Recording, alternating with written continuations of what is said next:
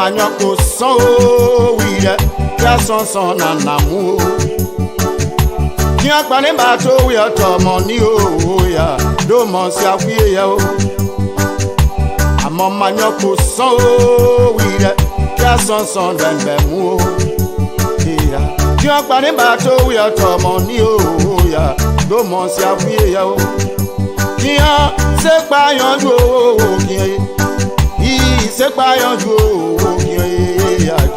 Sapa yanju ka o kiyan ma si apa yanju o so si olele ya si olele o ya si olele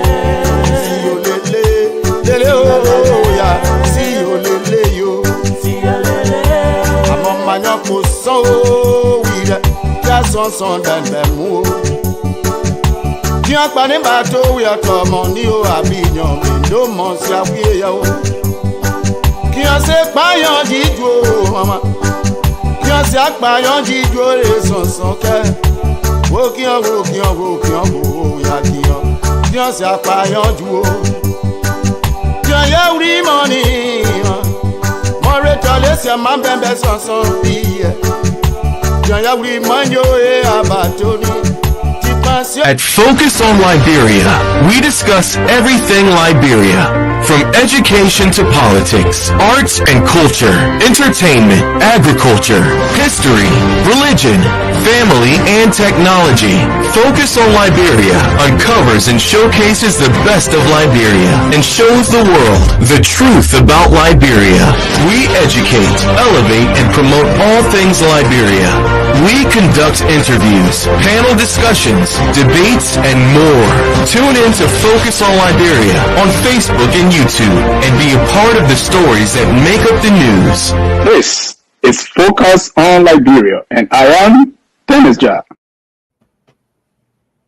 Welcome, ladies and gentlemen, to yet another edition of Tough Talking Thursday on Focus on Liberia. My name is Dennis Jah, and we are broadcasting from Atlanta, Georgia.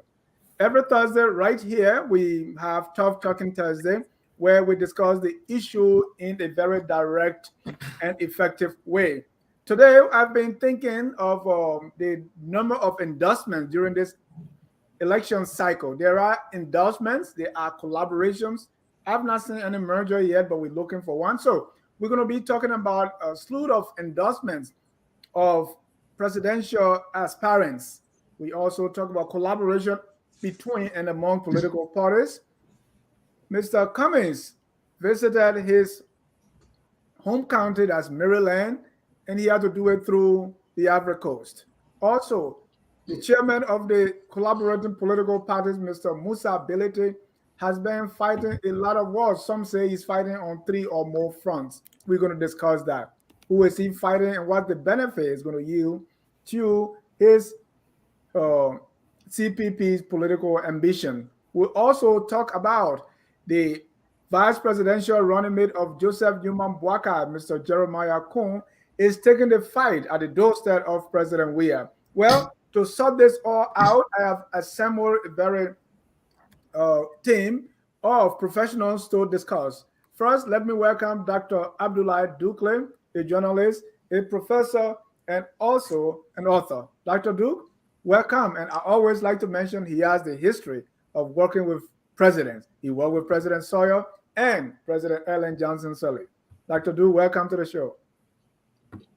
Thank you. I'm happy to join this group of the next leaders of Liberian politics. Thank you. Let me welcome Mr. Kehleboe Gongloe. He's a panelist here on Focus on Liberia Tough Talking. He's the founder of the African Map Genius Project, and he's a guy who eats, sleep, and drink statistics. Mr. Gongloe, welcome to the show. Thank you, Dennis. My pleasure. Let me welcome the chairman of the USA of the JNB TAC team, Mr. Laraamand Nyonton. Mr. Nyonton, welcome to the show. I also want to mention that at the beginning of the year, he was trying with the idea of running, but he has, and I'm going to coin a new way out, a new word here. He has been faint out of that ambition. Mr. Nyonton, welcome to the show. Thank you, Dennis. It's always a pleasure being here. I call this a home, and it's a distinguished honor to share the platform with my esteemed panelists. Thank you. Thank you. Let me welcome our governance consultant, Mr. Ahmed Sirleaf. As you can tell, he's just from a function. This guy is being called everywhere to talk governance issues. Mr. Sirleaf, welcome to the show. Thank you, Dennis. Let's do it. It's a pleasure to be here to contribute my small quota to Liberia's political public square. We want to welcome our viewers from across the globe. This is Tough Talking Thursday, and you should be ready to talk tough.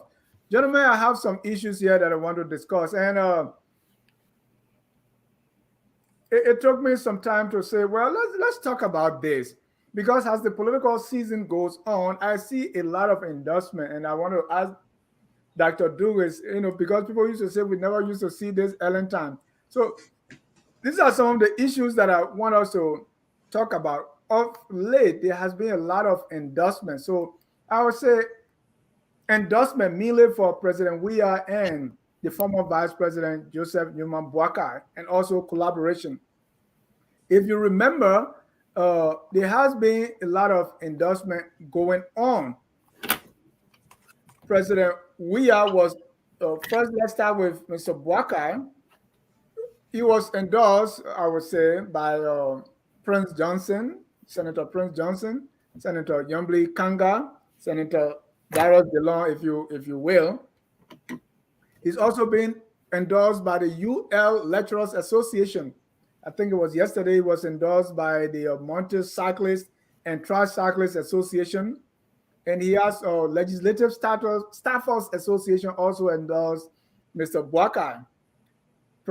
For President Weah, he was endorsed by 50 or more legislators, mainly of CDC. I think all of them were from CDC, if I'm not mistaken.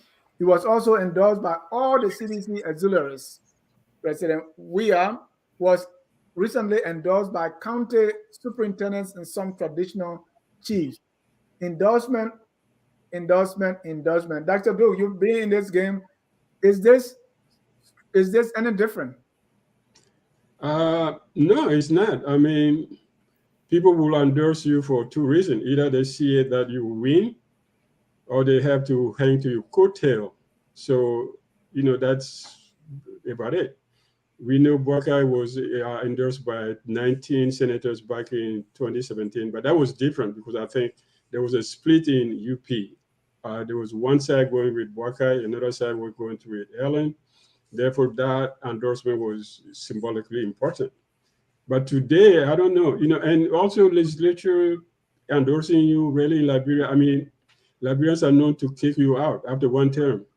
There are very few people who came back. I remember the Senate vote one time. It was just Prince Johnson and Jubal Howard Taylor who came back. Everybody else was gone. The House was the same thing. They cleaned everybody.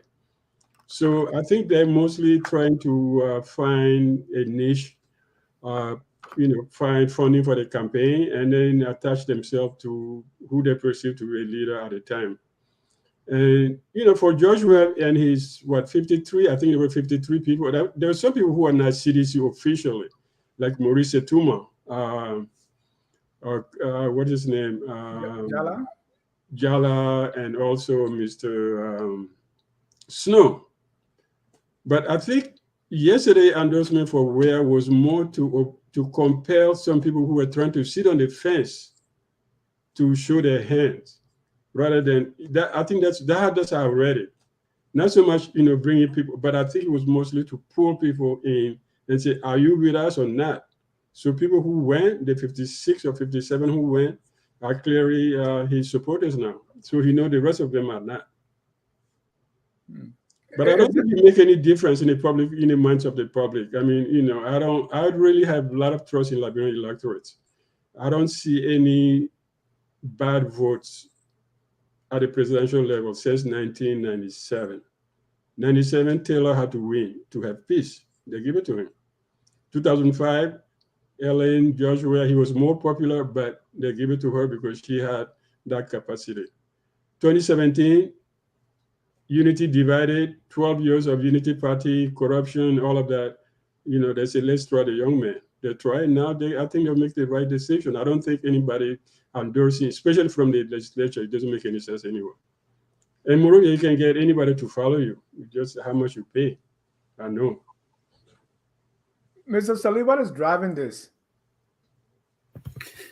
Oh, what is driving the endorsements? Yeah, from all sides. Endorsements are part of the political horse race, part of the political jogging, and everywhere, anywhere in the world. Endorsements here in the United States. Endorsement speaks to a number of things that political strategists, that campaign advisors look for, communications people look for. So, for example, if you're endorsed by the trade union, or trade unions, you're endorsed by the teachers union, you're endorsed by the nurses union, like critical public sector unions or organizations or individuals. So in terms of like collective endorsement, it speaks to at least in other political contexts. In Liberia, like we always say, all politics is local, right? So we can take it with a grain of salt just because of the way our politics play out, regional, ethnic, and whatnot. All of those factors are to be considered.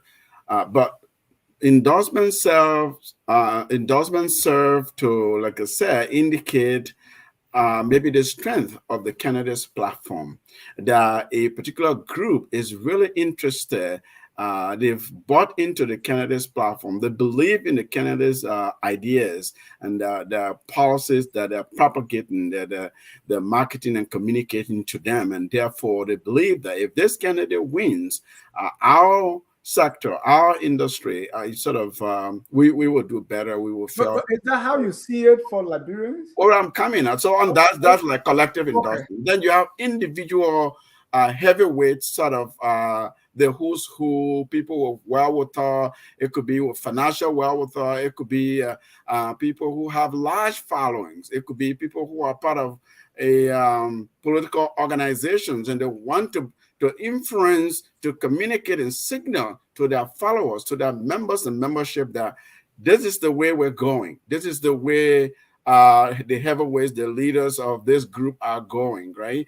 And others also endorse to send signal to the opposition or to the opponent of the candidate. Look, I have resources, I have what it takes, I have connections, I have my network. I can bring all the capital, I can bring all of this to bear for this candidate. So it's signaling the strength of that candidate. It puts fear in the other side as well. In terms of Liberia, some of it could be opportunistic endorsements, right? People have started figuring out based on how they're saying things, they're calculating this guy is going to win. I don't want to be left out. I want a job. I want to be in his government. I want my people to get jobs. And so I better show public support to him now. I better stop the speculation. People might think that I'm for this other person. I'm not quite there yet. So I'm going to remove myself from the fence and be inside the fence proper. So that's what we're seeing largely in Liberia, these endorsements. That's what I have been reading through these endorsements. Yeah. Let me go to Mr. Nyonton, who... Mr. Nyonton, VP, former Vice President Bwakai is getting a lot of these endorsements. And last year, or the last election cycle, more or less the same. What's different this time, and where you think these endorsements pointing his campaign?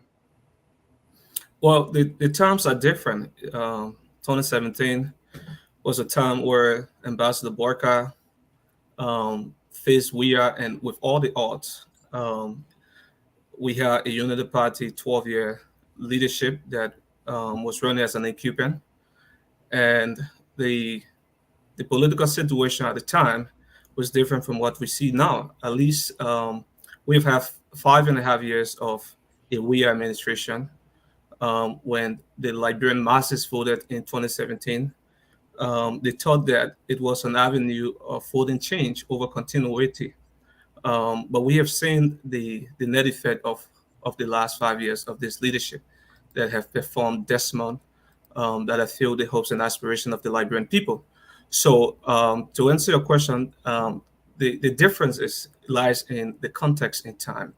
The second aspect of what I want to say about this endorsement, when you watch the dozen of endorsements that have taken place over the course of the last 4 to 8 weeks, since Ambassador Boycott named his running mate, Senator Jeremiah Cohn, you realize that these endorsements are more like teetered along the policy lines. All right. So when you have the University Teachers Association endorsing Ambassador Boycott, you know clearly that these are educators who care about the educational system, who care about changing the mess within the educational system. Just today, we saw a very strong press statement from the Teachers Association that pointed to the government's irresponsibility in living up to its international demand as far as WIDE is concerned. And they have been exorbitantly receiving fees from schools administration, wide charges, and not living up to the demands within the West African region, which continue to put our students in some of the lowest bracket as far as test results. So when you find a group of educators amalgamating themselves to support a candidate on the basis of the fact that his educational plan is something that can revive the country, you know that is a policy-driven endorsement. When you have motorcyclists amalgamating themselves, you understand that there is a component of our election that has to do with young people and empowerment for young people. What we saw with the CDC a few days ago is one that violates all conventional rhetoric and on endorsement. Usually, endorsement has a psychological mental space where people that endorse either endorse on policy prescription or other endorse based on celebrity, or basically just endorse because they have vested interest in the process. They can pool resources towards a particular candidate and move the process forward. What we saw yesterday was retainership endorsement. A bunch of lawmakers who are desired running on the party's ticket want to ensure and impress Ambassador Weah, so they have to show that in public that they endorse him. But there is absolutely no substance to that kind of endorsement. We have seen endorsement from Representative Senator Snow long in 2021 before 2023 when Weah went to Bowman County. He pledged to run Weah's campaign. That's an endorsement. So we need a second endorsement for Snow. His base already know that he supports Weah. We have seen endorsement. How can a charismatic? Yeah, that's the same thing we saw with Senator Yombly Kanga, right? And we also seen that Senator, the former Rep. Alex Tyler is going the Buckeye way. So what happened with Snow endorsing Weah is the same as Yombly endorsing Mr. Buckeye, don't you think? No, but Yombly had supported. Yombly have worked with Ambassador Buckeye since the formation of the CPP. We have to get this straight. Now, working with someone alongside to build an institutional framework to move towards election is different from formal endorsement. And so you only work along with Buckeye with the hope that the CPP could germinate into a full-blown ticket that will move the interests of the Liberian people forward. But howbeit that did not happen. So the Unit Party is running on its own. The Liberty Party remains an independent party. And so on the basis of that, Yombly decided that the Liberty Party would decide as an institution to endorse. It's quite different from the case of Snow. Snow is an individual. Snow doesn't weed in a political institution following. He has a base based on what he's won in Bowman County. So it's quite different from an individual how I would call it, opportunist perspective from which comes from. Thank you. Mr. Gongloe, let me come to you on these endorsements. What do you make of them? And we also saw that for Mr. Cummings, he got endorsed by Louis Brown, George Wisner, and all the rest. We've not seen any for any public one. Maybe I'm mistaken for Councillor Gongloe. So what is endorsement in this election cycle telling us? Well, Dennis, before I say anything, I'd like to repeat this. I don't represent Councillor Gongloe or the Liberian People's Party on this show. I'm a panelist for the Focus on Liberia program, okay? So you probably need to ask Ahmed about Councillor Gongloe and all of you. But I will say this. My response, I would take my response from Dr. Du. I think he made the point very clear. I see Nyonton is really struggling to say, truth is a stubborn reality. When you try to shy away from the truth, it's difficult sometimes to shy away from it. The fact is, Yomli endorsing Boaga, Snow endorsing Boaga, same shows. The same thing, no difference. Okay? But I think Du made a very fundamental point here.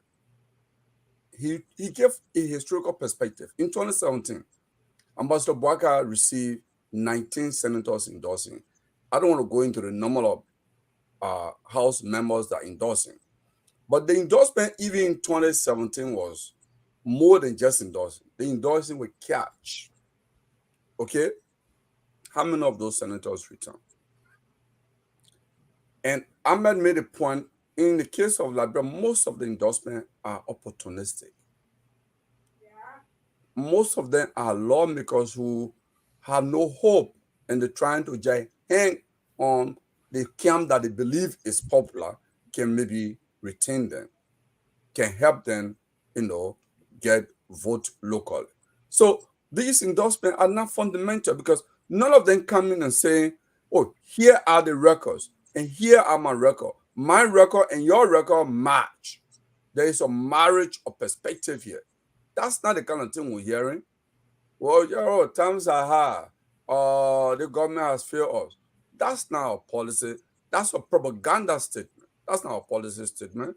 None of the endorsement that has come. No one has come and said, this is what Boaga believes in, and this is Boaga record. Here is my record. And my record and Boaga record match. No, that's not what we're hearing. We're hearing sheer opportunism. That's what we're hearing. And for me, as someone who has watched Liberian politics for years and been very active in different political parties, as well as student movement, what we're seeing today, every era in political electioneering in Liberia brings different slogan. Like in 2017, we're saying, it will hold, it will not hold. So now this year is endorsement competition. That's why I made a post. I said, Liberia has entered now an international competition among thieves. Because what we're getting here, these are a bunch of corrupt public officials who are now juggling and competing among themselves. I'm going on the other side, I'm going on the other side. They are not bringing substance. They are not analyzing. They are not making any policy proposal. Zero. I disagree with Nyonton on this. Let him show to me those who have endorsed, let him put on record. This is the policy statement that they articulated, that they come from an institution, and this is what the institution stands for, and this is what Unity Party stands for, and at this point, they are coming to side with Unity Party. It's not. NDR, that is today a partner that has given, quote, a real life, a rebirth to Joseph Boaga hope. NDR, under disagreement we was now on policy. They say we are owed NEMA $7 million, which usually Prince Johnson steals, or Kun, many of them. And we has not given many jobs to NEMA. Those are the two things he said. He didn't say education, health, or human rights. He didn't say that. He talked about a personal stuff. And that's a guy who, that's the endorsement Nyonton is talking about. Prince Johnson was talking about his personal aggrandizement. So it's not policy. Okay? So let's call spade a spade. The fact is, Liberia is a shameful situation politically, and We must say it. We have a country that our political parties do not run politics on policy agenda. They run on ethnicity, religion, and all kinds of stupid stuff. That's what they do. Dennis, if I may. Yes, I think. Okay, go ahead. Oh, Nyonton, if you want to. Let me go to Nyonton and then keep over. So, Mr. Nyonton, let me. I'm not trying to compare Labrador to America, but here, if the NRA will endorse Republican, we know why. If the Bible Belt will endorse the Republican, we know why, right? Because they say, hey, they're going to push our agenda on all these social issues. When it comes to Liberia, why for instance, the wheelbarrow, the motorcyclist, tricyclists, what is it that they are endorsing Mr. Boakai on, or the Teachers Association? Is it because of which policy that is linked to that they're going to benefit from, or is just what, as Gongloe is accusing that of being out of opportunistic? So political endorsements, I done along the lines of caucuses or interest groups, and in some cases, political strongmen that wield a lot of power and influence in different constituencies. And it is important to note that, because if we just oppose that to the local content of what we see in Liberia, it's no different from the motorcyclist union endorsing Mbadi. That's a segment of the society that care about things that concern them, and if their vision aligns with what Ambassador Boakai aspires as far as his vision for the country, there's no reason why we cannot endorse them. But what is it specifically? Is it because of the rule or sanitation? What specifically you think? When they endorse, the earmark a number of things. First of all, the generalized condition of most motorcyclists is more like a death trap in Liberia. You see how the issue of road safety is a major concern. You see how policy prescription. But that situation was like that on UP. Hold on.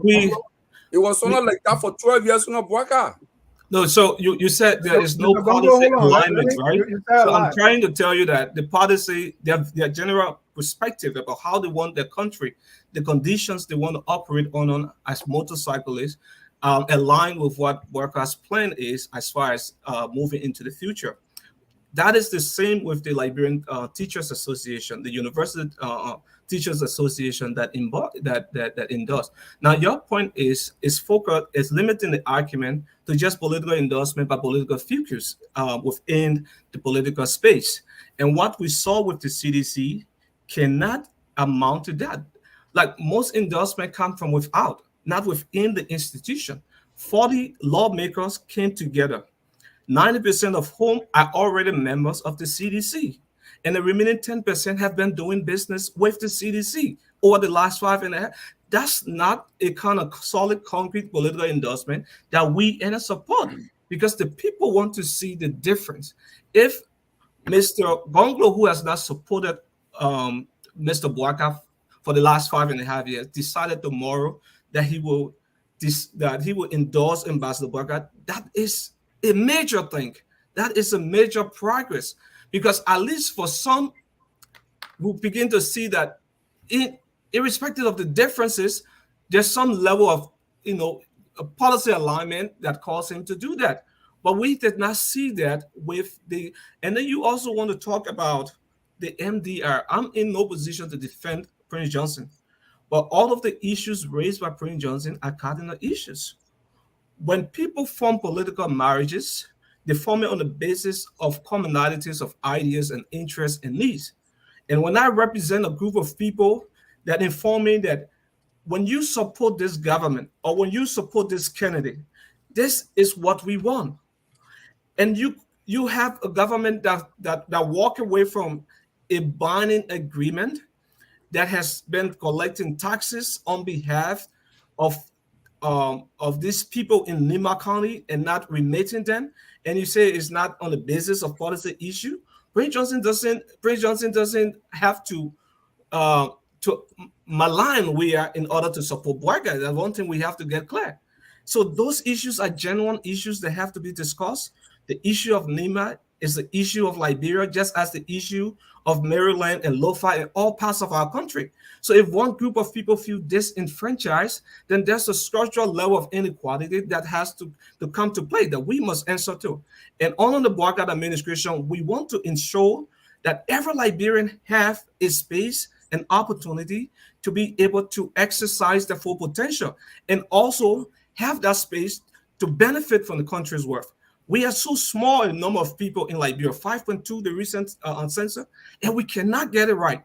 And this is why Boycott is in this race, to make sure that we reset this country. We reverse back to nation building and get it right so that the next generation can take over after the first term of office and move Liberia in a fundamentally new direction. Thank you. And when you mean the next generation, you mean Honorable Kuhn? Us, when we take over. All right. Mr. Sirleaf, you wanted to chime in? Yes, I wanted to say, look, endorsements, there's psychological, right? They could mean really nothing in the grand scheme of things. However, as I said in the beginning, and I think other panelists have reiterated the point, in candidates that are struggling or that are little known in the eyes of the population, at least, they can benefit from endorsements. So, for example, take Joe Biden when he was struggling in South Carolina. What saved him? It was what made Biden to win the election. It was Jim Clyburn. It was Andrew Young's endorsement. Clyburn's endorsement made Biden to turn his campaign around in South Carolina. Barack Obama, no one thought he had a chance at the presidency until Oprah Winfrey endorsed him, until Senator Edward Kennedy endorsed him. So sometimes some of these big endorsements are actually coming from people in your party. It just depends on what weight do they have, how much record. What records, what public service record, what following do they have, what kind of gravitas do they have? So the industry, so the point is, Mr. Gongloe, Councillor Gongloe could probably benefit from some really serious endorsements than most of these candidates that are receiving endorsements. So for instance, if you had, say, the university lecturers, you had a student union, you had the youth, people, a group in the country and citizens whose record, can encourage people to follow them, were to endorse Councillor Gongloe today, I can tell you that would be an advantageous thing to his campaign. So I wouldn't downplay endorsements, although candidates have to work. There are other factors that make you to win election, but endorsements do matter. Mr. Sirleaf, you give an example of Clyburn and Andrew endorsing Biden. Yes. You give an example of Oprah endorsing Obama. Do we see the Oprah or the Clyburn in the Boycott or the We Are endorsement? Well, yeah, I mean, we see, Senator Kanga Lawrence. I mean, I don't know how you want to compare it because these are two different countries, and so we can't really compare. No, I mean, what I'm comparing. However, in terms of societal perception of personalities, of citizens, their roles they've played in the society, how people perceive them, that whether or not their endorsements do matter. Yes, I mean, Baka has received some serious endorsements. You might say, Senator Kanga Lawrence endorsed him. What's the group? So these various groups of motorcyclists and trade unions, some university lecturers. These are the intellectual class. This is the intellectual class, right? They've endorsed them, and they're saying, look, from the look of things, we think this is the guy who is going to win opportunistically. It could be. It might also be this guy needs some kind of help, and therefore we're gonna. So you can endorse for your own personal needs, but you could also endorse just to help the candidate. So whether or not these endorsements in the Liberian, this cycle of electoral politics are meant to help the candidate or are meant to benefit for the personal aggrandizing purposes of the endorsers, those are different questions that we have to continue to watch to see how they play out. Let me stay with you for one more. Hold on, Gongloe. Let me stay with you, Councillor Gongloe. You raised a very important point. The Yes. fact that we have not seen any public endorsement of Councillor Gongloe, what does that say about his campaign? Not attractive, or what's going on here? No, I wouldn't say what it says about his campaign. I would say, look, if we're going with the endorsement fever, Councillor Gongloe should get a serious endorsement. If let's say somebody But who why was is he not getting it? I don't know. Maybe it's declining because endorsements. Every campaign has different. Hold on, you told me. That negotiations, Dennis, that negotiations that happen behind the scenes, a lot of work. Sometimes you have to cultivate the endorsement, right? The endorsee will have to cultivate the one who was doing the endorsement. Say, look, Sirleaf, I really need you to endorse me because I think your endorsement will help our campaign a whole lot. Here's why. And we believe our values, our platform, our manifestos, our ideas and principles, policies align with your principles, your political philosophy, based on what we see you do. And therefore, your endorsement will help. Then I examine that, talk to my people. They agree, we endorse. So, you know, some big gun that's endorsed Dukule today, and the campaign takes up. So if the campaign's wheel is shaky, it could get some boost from some serious endorsements. So I don't know if Councillor Gongloe is declining these endorsements or he doesn't see value in them. That is a question for their campaign. But I would say they could use some serious endorsements. I can just come in there. Thank you. Let me all go respect to to. Yeah. Okay. No, let him go. I'll go after him. Finish your thought. All respect to Councillor Gongloe, and I see the big brother here getting emotional whenever the name is mentioned, even though he sent a caveat at the beginning of the show that he's not here representing the Gongloe's team. But I think the Gongloe's campaign is not very organized. And I respect him as an individual. He has personally done a lot for a lot of student leaders across the country, representing poor people. But it's one thing to be a lawyer for the poor people, the poor masses, and another thing to be a presidential candidate. And I think Councillor Gongloe has not transcended to that level. And that's why I think the message is not resonating. He has to properly organize and restructure. Even within the U.S., most of what we see is on the basis of individual driving process, as opposed to institution bringing people together to form a united front around the common cause that he stands for. So I think that's one of the reasons why he's not attracting endorsement at this time. Yeah, If I may, I just want to make a quick point on when Ahmed was speaking. You know, the thing about endorsement, if you look, just like Ahmed gave example of the US, if you look in Liberia, the situation, the very wheelbarrow boys that you're talking about endorsement today, they endorse, we are in the last election, okay? And what I've noticed is in a different association, when the leadership change, when there is a change of leadership, the perspective sometimes change, okay? So if you look in OFA, University Faculty Association, you know, OFA. If you look by, OFA leadership historically has been aligned to the UP government because OFA really became stronger under the 12-year rule because, you know, the leadership became active. I mean, I was a faculty there myself, but they were pretty much aligned to the government at the time. And I think that culture is still within OFA, you know. I may have to investigate. Does that contradict what you said previously, that this was opportunistic? Because if these people benefited and were being sustained or by the UP government, it makes sense for them to endorse a UP candidate. So does it not also suggest it's on self-interest?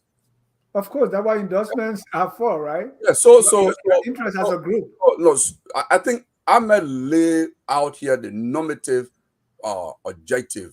When you endorse, is based on policy interest, coincident convergence of policy interest on certain issue, because these associations are interest group, so they fight for causes, right? So that's what is written. That's why they want to fight for their association interests. So they see a government with a policy, or they see a candidate, or they see a political party that believes in this, they come in and say, hey, we believe this political party will serve our interests better, and they come and endorse that, right? That's the normative process. That's what it's supposed to be. But is that really what we do in Liberia? It's a question entirely by itself, because these very institutions, they move between individuals, sometimes not even institutions. Whoever is there, they go there. And sometimes there's some backdoor negotiation, like Ahmed said, which entails other stuff. Dr. Do I have a question for you, but you can make your point and then I come with mine. Go ahead with the question, then I'll take both. Right. So my question is going in line of we also see collaborations, like what we see between the MDR and the Unity Party. I really, and maybe Laraamand can help us. I don't know what it is, because it appears to me that politicians are going and just getting people. So with what is happening between MDR and the Unity Party, I'm not sure if that's a collaboration and where is that going. I'll give you another example between the Liberty Party or piece of the Liberty Party and the UP, where you have the case with involving Steve Zago. And Unity Party, the negotiation is, hey, don't put up any candidate because since we endorse you, this will be what we benefit. And that's causing problem in the Unity Party. So how are these political parties working out these kind of collaborations or merger? As we say, opportunistic, self-interest, or what is it? And what are you reading from them? What has been the pattern from previous election that you saw? And I think in the absence of a real defined political ideology, in the absence of a core value system, in the absence of people believing, saying, okay, these are the values that I'm going to bring to the presidency, people would just go for petty interests, petty personal interests. Like what? Hey, how many posts do I get in the government? I'm going to run this candidate here. You're going to run that candidate. It's all about that. It's all about people getting jobs. It's not based on, moral, strong, ideological, political values. It's just, hey, you know what? Prince Johnson going to Lofa to go to Buakai is not based on his belief in Buakai. It's not based on his belief in democracy of Buakai. His belief that, okay, maybe we'll get a chance to get something better with Buakai.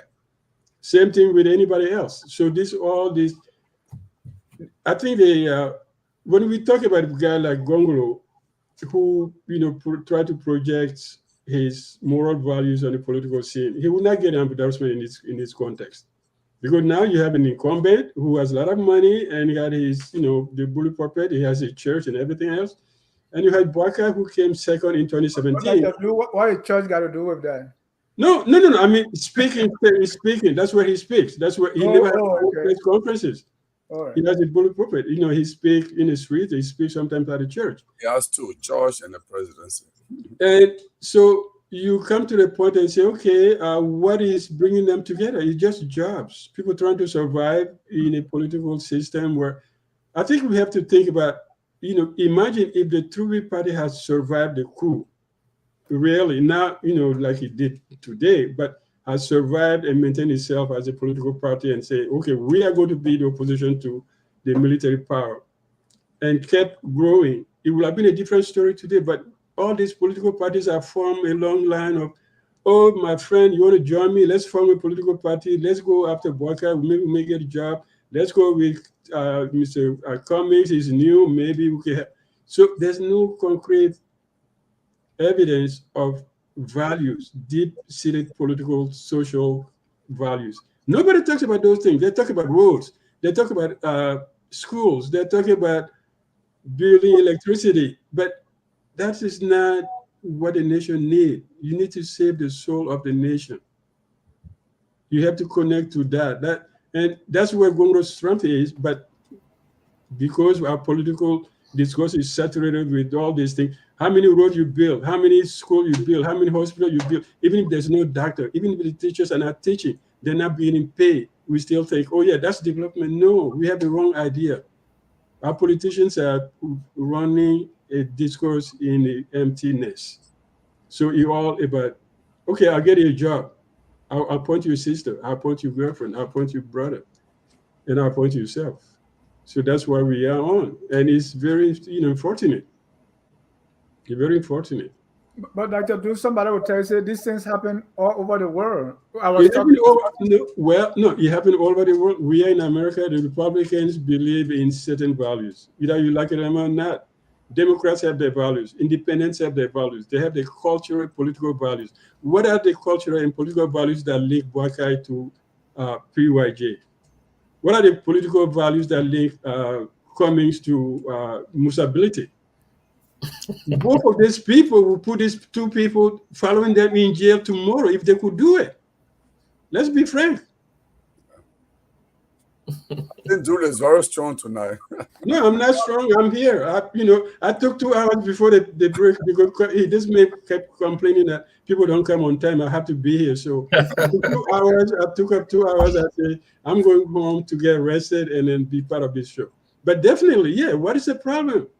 It's not about values. It's not about morality. But Liberian people, we keep having the same problems because we keep talking about the same issues. I build a road.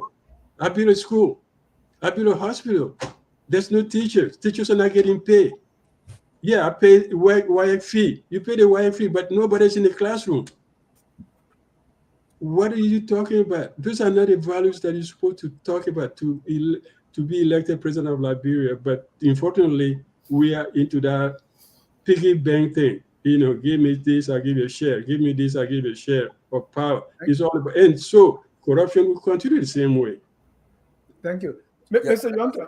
Dennis, if I may just add, based on the question you asked, you're talking about collaboration between MDR. You see, so there's something here that I need to let out here now.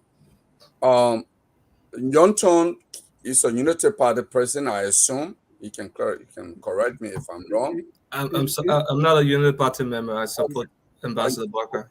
Okay, thank you. Set of ideas. Okay, so it's ALP if I. Oh, okay, from Heron Costa. Okay, so you're not Costa. Oh, okay. People say Costa can be political leader. Yeah,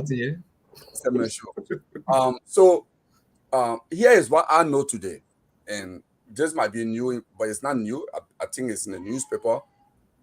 The Unity Party Constitution, as I read online, requires that anyone to run on the UP, you must join a UP. You must be a member. So there was plan by other executive members to challenge Jeremiah Kuhn's selection by Bwaka. So Jeremiah Kuhn has to fill in the form to officially become a member of the Unity Party. That means legally he's no longer a member of the MDR. And legally he's no longer a leader of the MDR. The press can call him leader of the MDR. The press can call him, but he is a member of the Unity Party today because there is no collaboration between Unity Party and the MDR officially in terms of political collaboration, legally documented to be submitted to NEC. So the same with Yombly followers. They are all going to be filling in the membership for Unity Party to run as Unity partisan, in the election if they have to. So technically and legally, there will be nothing the Liberty Party to mention with Yombly. They were all going to be Unity Party members. Jeremiah Kuhn is going to be Unity Party member because it is only Unity Party that will submit application to NEC. So that debate is reaching in different Nimba chat room now that there are some indications, reliable sources saying that PYJ is uneasy about that he wants to come back to take all the leadership because the party cannot be leaderless. So I'm following that closely. I just wanted to let that out. Okay, so that's breaking news. Collaboration, Mr. Nyonton, the issue with Steve Zago and Brandon J. Samukai, you know the story. Does that expose how weak these collaborations are, or how people do these things maybe for what they're going to get, just like Dr. Duke has expressed? And yes, for those who don't know, Steve Zago is from the Liberty Party. Now, the Yombly faction of the Liberty Party, for lack of better description, has endorsed the Unity Party of Joseph Newman Boakai. So they are saying, hey, in Lofa, where Kotiman ran and was narrowly defeated, I think less than 2,000 voters, say, hey, done wrong. We're not going to put up candidate against Steve Zago from the Liberty Party because that's the political give and take, right? And some members of the Unity Party are not going to be satisfied with that. So let me say that in recent time, the former defense minister, who is also a member of the Unity Party, has been out on the local radio stations in Lofa County, publicly announcing and endorsing the senatorial bid of Falagba Kaltuma. As an individual, he is an individual, but that doesn't reflect the overall acquiescence of the Unity Party. So the Unity Party is going with Steve Zago this time? Yeah, I mean, in political arrangement, there will always be political allies and nonconformists. And I think some of our action should be condemned publicly by the Unity Party leadership. It is not in conformity with whatever doctrine that have brought Youngblin faction of the Liberty Party and the Unity Party together. But I'll also, on a more broader scale, as it relates to institution and collaboration, as far as our body politics is concerned, I'll share the same view with Dr. Abdoulaye.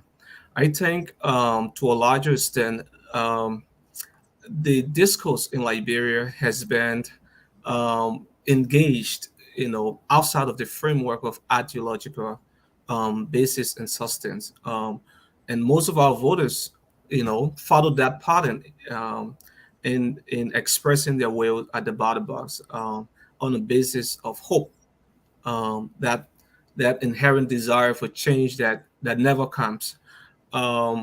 Most of our institutions, if you follow since 1980, they have managed to win election in Liberia, tend to go into non-existence the moment they leave power.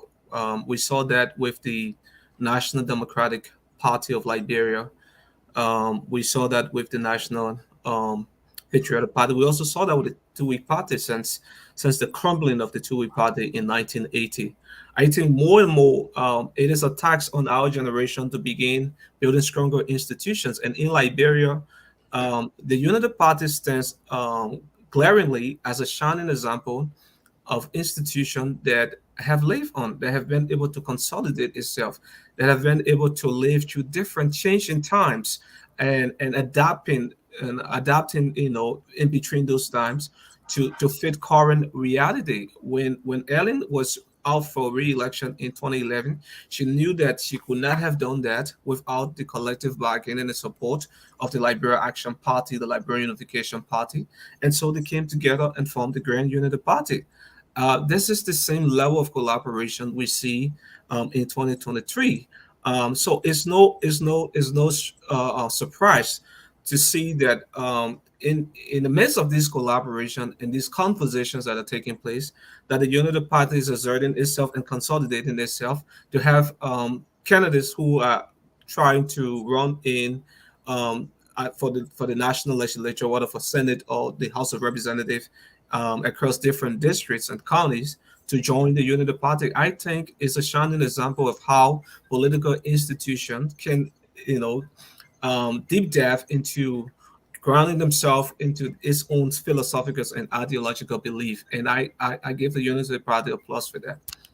Thank you. Mr. Sirleaf, you look at these things very well, right? What really will make me, like looking at the Steve Zago example, right? Mm-hmm. We see that these mergers, first of all, starting with vice presidential picks. Like I'm in a party, for example, the Unity Party, for ever so long, I've been paying my dues. Time for vice presidents, I want to raise my hand, but no.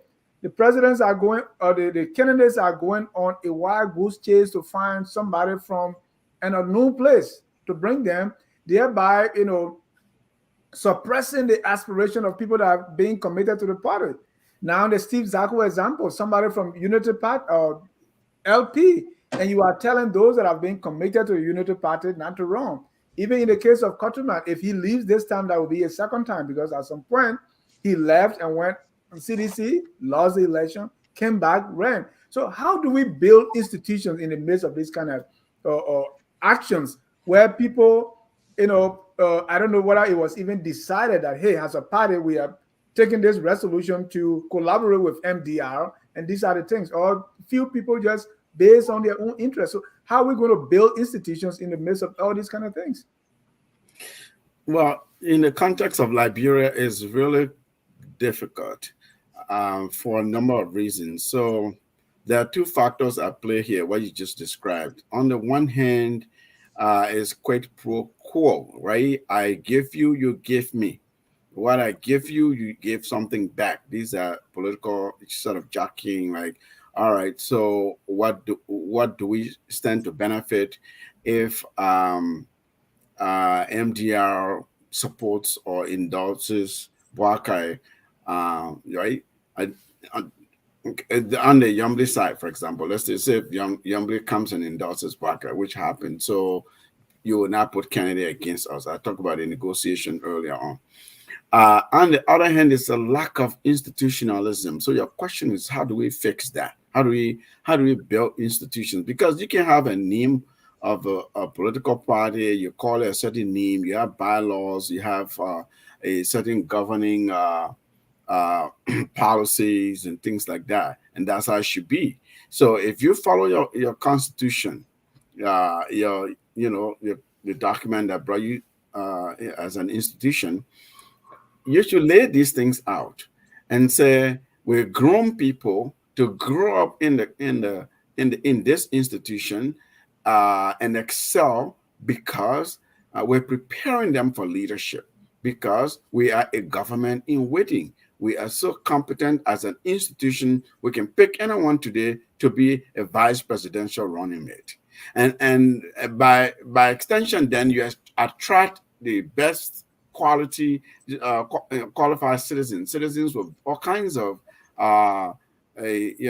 qualifications or resources or connections or following to come to your political institution, so that you can pick anyone from there. In other countries, you don't go outside. In Kenya, you didn't go outside the Orange movement to go look for a vice presidential candidate elsewhere. In Sierra Leone, you don't go outside the SLPP, the Sierra Leone People's Party, or the APC, All People's Congress, to find a running mate. You don't do that. And we are, close to the size of Sierra Leone. We have similar characteristics. So why are they successful there and we are not successful in Liberia? In Liberia, we talk about the political opportunism. The political leaders, the organizations are saying, okay, so what do we want in the president who should be a running mate? They're not saying, qualifying it that this running mate must come from the political organization, our political party. They're just saying, does this person come from a region that's vote rich? Does this person have money? Would this person be willing to join us, and under what circumstances, under what arrangement? And they go out. So that's not building institution. That's not setting up. It's not communicating a certain economic model or certain governance posture or model that these people, we know this is how they will govern. We know how Democrats govern in America, even when they're not in office. We know how Republicans govern. They have ideological backing or underpinning that we all know. We do not have that. So all of those built institutions, the ideological belief, therefore your economic governance model, governance philosophy, what kind of economic model you will govern when you have the opportunity to be the executive leader of the country. Until we can build all of these, and then rule of law, respect for the organizational constitution, bylaw within the organic law of the Constitution of the Republic. So we breach all of these, go outside and look for people who we believe will bring vote to us and bring money to us. And they too, they want power, they want positions for their people, and they come. So your question is a difficult question. How do we fix that? We can have some models and suggest things to fix, but in Liberia, those haven't worked. People will go outside and say, look, we are about winning. If we don't bring this guy in Unity Party right now, we start looking around. Who is in this party? Who qualifies otherwise, right, to be a good vice president, a good running mate? But maybe they don't have money. Maybe they come from my side of the country. And, so you combine Kipman, Bummy, and Bapu, the total vote don't even reach Bond County or Nima County. So why are you going to go pick somebody else? So this is the problem we have. Partly is a people problem. Partly again is a sort of not respecting rule of law, not building institutions, not really thinking about it in a systematic way that then will feed into how we govern, how we think about growing the country. Thank you. Dr. Du, still with the question of how we fix this, right? So I have another thing that even with the endorsement, because people are waiting to see 3 months to election who looks like will be winning, and then we all go there and endorse, right? So that's what is driving people. I had a crazy idea the other day. I said, well, maybe if campaign open, whatever that means, because according to the NDC, campaign is not officially open, but we know it's going on. So let's say if campaign opens 2 years before the time, can people really sustain these collaborations, these mergers, and these endorsements? Or because you are saying, okay, it's just 3 months, I can afford to lose my job for 3 months so that when this person becomes president, I can get back. But maybe if we're taking long time, those kind of arrangement couldn't be sustained, so they will fall out, and eventually people will support their own parties and work hard to build them up. How can we fix this kind of stuff, Dr. Du? Well, I think time will fix it. Time, one, the way you put it, if campaign was longer, that you take 2 years to campaign. Once you have your ticket, you have your presidential candidate, you have your vice president, you go on campaigning. I mean, that's what they've been doing anyway. But they did not pick up the VPs on time. And then the other aspect of time would be the maturity of the political parties. These political parties, I mean, okay, you look at it, UP was there in 1985. Right, that's over 40 years. Yeah, but 40 years in the life of a political party is like 2 days. You're talking about one generation of old people dying and then another generation of young people coming up, but they haven't had time to. And we live in a political climate where up to 10 years, 15 years ago, we didn't have this kind of freedom to talk about politics, to talk about ideas, to say, this is my political party, this is what I'm aligned with. If you give these political parties, let's say LP, maybe they will break down. They might break in half. And then somebody will take the good LP and somebody will take LP into something else. Unity Party, and then you have give them 50 years from now, they will come up with political ideas that are totally different, that will put them against other people. But if you don't have that, this is like 10, 15 years. Most even the Unity Party you're talking about, is not a Unity Party of Kehleboe. This is the Unity Party of Ellen and Barney Sherman getting together. This is a new Unity Party.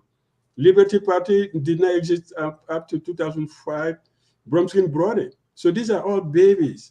So they don't even have political maturity probably to cultivate strong ideologies that differentiate them from other people.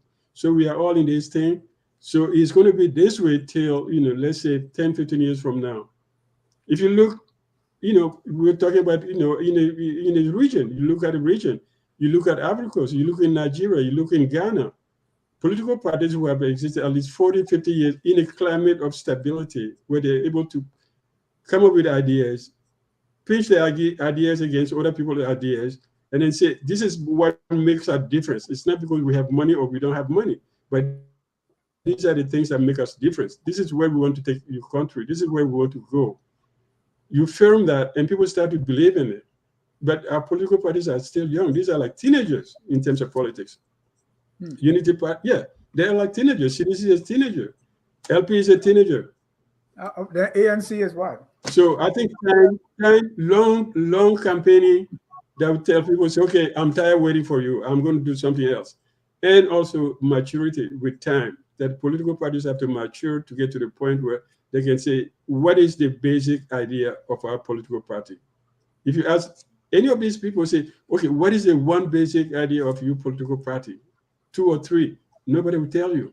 They say, we want to build roads, we want to build schools, we want to end corruption. That's not an ideology. Thank you. Talking about political parties being teenagers and toddlers, I don't know. I was trying to find out if Unity Party is teenager, then what will ANC be? Yeah, but Dennis, I wanted to make comment. I want to move on to something else. I want to make a few comments on the statement Nyonton made and a few other things that Dr. Du and Ahmed talk about. First, the situation in Lofa. I just wanted to give Galaba Kotima, it's my comrade. We sat in class for 3 years at the university. And I recently contacted him. I spoke with him, okay? I'm not going to diverge some of the things you said. But here is what I know.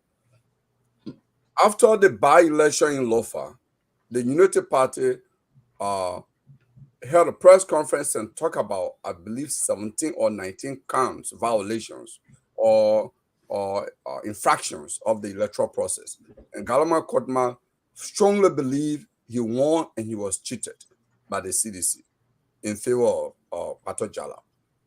So the by-door deal that was reached not to pursue the case in court further was, you will have the opportunity to run in 2023. That was a by-door deal. They didn't envisage they would have had a crisis and there would be... By-door deal with whom now? With Galakpa. That was a promise made to Galakpa. Who made a promise? Well, I'm not going to diverge that. So this is what Galakpa, that why Galakpa is sticking his neck out, that promise is a promise. I was promised that I was cheated, the party will not pursue the case, and I will run in 2023, and I'm going to run. And watch that out. It's going to play out very well. So Samaka is not just talking all of the cause, because it's based on what was discussed. But let me just make this point. Let's look at, like Du was talking about here, horse trading, people just trading for position. Let's even look at the pattern how Ambassador Bouaka select his running mate. Like we're talking about taking people from different political parties. Like Imara Nuko was never a member of the UP when he picked him. But there's a pattern in the two person he has picked in 2 elections. Imara Nuko, it was the former chair of the Ways and Means Committee. And through that, he earned millions of dollars. He became one of the wealthier legislators. It's on record. People know that. Nyonton will even admit outside politics that Imara Nuko is one of the most corrupt guys. But you said he earned just because you were chair of Ways and Means. Okay. He earned. Maybe earn might not be, but it's a full more money from the process as chair of Ways and Means. There's something strange about the legislature. All those who serve on the Ways and Means Committee, I don't know how can people who were elected from respective districts come together and just 2 persons, because of the fact that they serve on the committee, will become richer than the rest of the folks.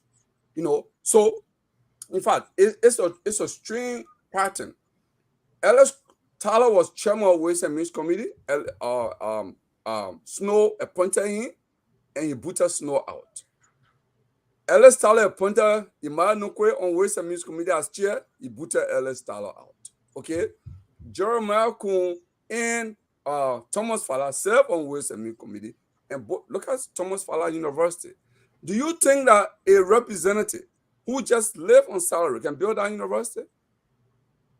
Look at Jeremiah Kuhn Hospital. Look at, he has 16 prime properties in Monrovia.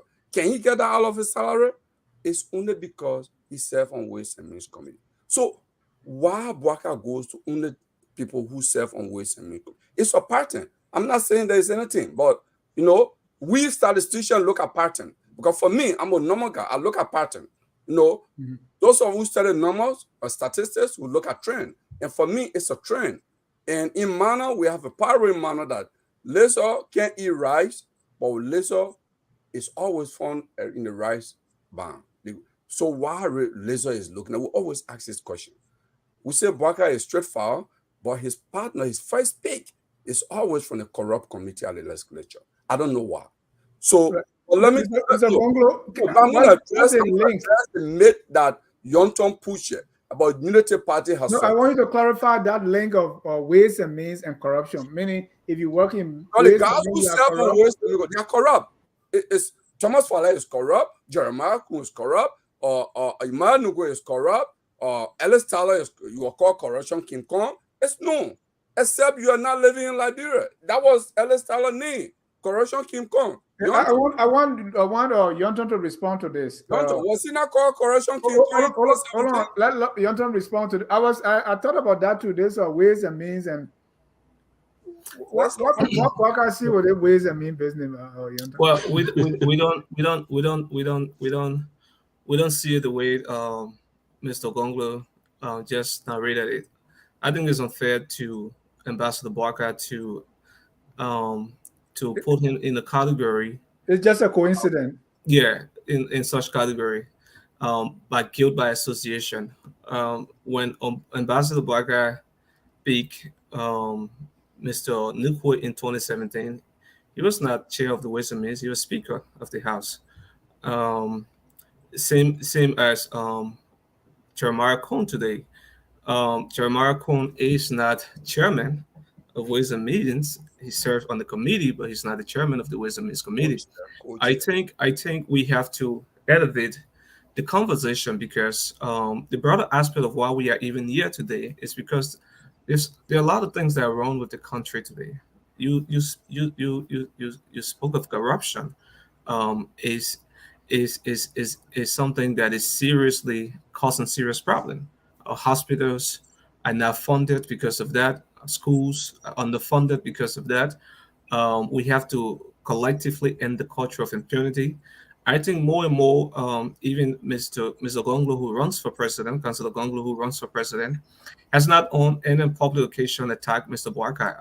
I find it disingenuous on the part of supporters of Mr. Gongloe, not just on this platform, but also on Spoon, that continuously present the argument as though they're running against Barker and not we are.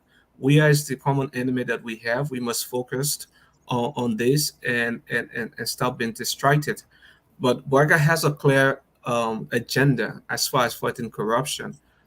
He has said that the culture of impunity has been one of Liberia's biggest problems since the civil conflict, and he's willing to fight. I think in the famous interviews towards the end of last year, when we hosted him on the class Reloaded, he was very clear and he was very emphatic that even if his son is caught in corruption, there should be due process. This is the kind of man that who has worked in government for the past 35 years and walk away with nothing. We have a common saying in society, and permit me to just explain this story, because this is how our society is being framed from the psyche of our politics, that when you enter government, you must come out of government rich, while the masses of our people remain poor. There is this famous story. In 2011, I was involved with one Jangaba who was running for representative in District 7 against Solomon Josh. And it occurred to me that this certain old man in the West Point community, who was the chair of the Jangaba's campaign, was a former deputy to Bernard Ivory during the heydays of Charles Taylor's government at Marietta. He served there for 6 years. He walked out of that place with his little pitiful house in West Point and nothing else to show. And the story in West Point, as he was mocked, was that whenever this man traveled on government trip, he goes, come back, and return the excess to the government for it to be placed back into the government's cover. That was a shining example of the kind of stewardship we need in our country. But the society mocks a man like that because the general understanding of why we enter positions of public trust, why we enter government, is already infested with a corrupt mindset that you must do something, and even if you did something, you must show it right within your country. The fact that you're not taking it off. We saw it with Miguel. Miguel open admittance that he's corrupt. Show that the society, there's a lot of work that we have to do with our society. And Barker is someone who clearly stands against corruption, will fight corruption on day one, and will ensure that our society move away from thinking and appreciating people who rob the poor, who steal and enrich themselves out of public offices, to benefiting the masses of our people. Can I just I wanted to debunk. Hold on, Gongloe. I wanted to say something about this. You know, the corruption thing. We talk about corruption. The problem is corruption is just a symptom of issues that we are not dealing with. It's like you're going after the smoke. We're trying to fight the smoke. Corruption. Okay, when you look at Bouaka, you say Bouaka did 42 years in government. He came out with nothing, and he still, people talk about him as a man of integrity.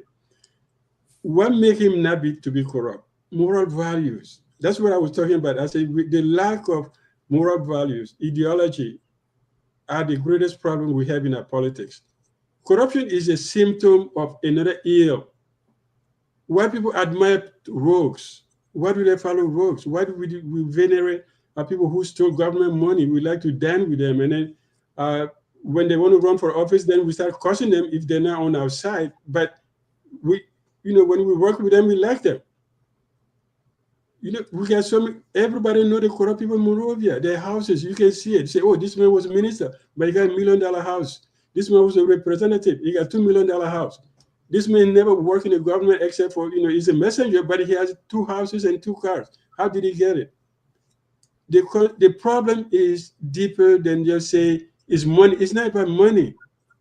Corruption of institutions, corruption of people, corruption of ideas. Even the idea of government is corrupted. The idea of civil service is corrupted. Even our institution of integrity are not clear. They're also corrupt. So the corruption we're talking about, we have to look at deeper into the society. That's what I say. Our political discourse is off because we are not talking about the real transformative ideas.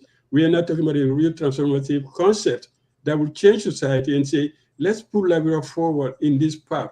You can't come up, nobody's going to win, a fight of corruption in Liberia if you keep the same system going. You can go 200 years, you have the same corruption. The president will say, yes, we try, yes. But definitely, we have to see corruption as just the tap, the smoke of the real deep-seated problems we have in the society. Our values are corrupt. Our systems are corrupt, institutions are corrupt, and the presidency itself is corrupt because it's too big. That's my point. Thank you. Yes. Time is fast spent. I want us to bring in one more point and then we can close. Because you know what? When we sit here, Dennis, when any of us say something, our listeners are following it. Like Nyonton made a point about UP ability to survive since it lost power. I think Dr. Du made analysis here. We fought more than 14 years. We didn't have democratic process since 1985 when all these political parties, the UP and what have you, came up.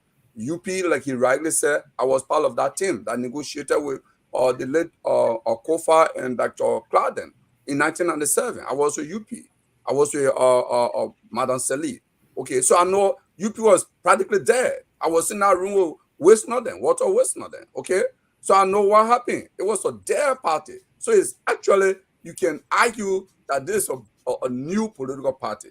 But for Nyonton to argue that United Party has shown survivability without power, I think it's questionable here because if you look at NPP, NDPR, and TWP, they both institutions basically lost power in a very violent manner, okay, that uprooted many of their towers and their material possessions. So I give it to them for even NPP to stay kind of be here and there, okay? So the way we're going to do it, let's measure UP without power in 2 electoral cycles. Then we'll know that, yes, UP has survived.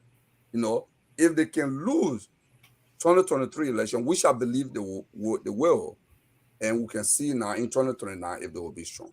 That's the point I wanted to make. But we can't take that one cycle. UP people are staying in the government. People who were brought in the government by Madam Sirleaf, some of them on statutory appointment, they were still serving. We are maintaining them. So they were still giving money back to UP in different forms. Okay?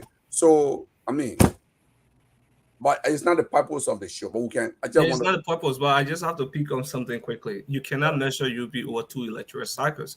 Who set the standard? I mean, certainly cannot be set by you. But the NDPL next election after the Valden left power, was in 1996. What happened to the NDBL? What happened to the NDBL in 2005 when Winston Todman represented the NDBL? The thing here is that there is a pattern that our voters are already used to and acclimatized to.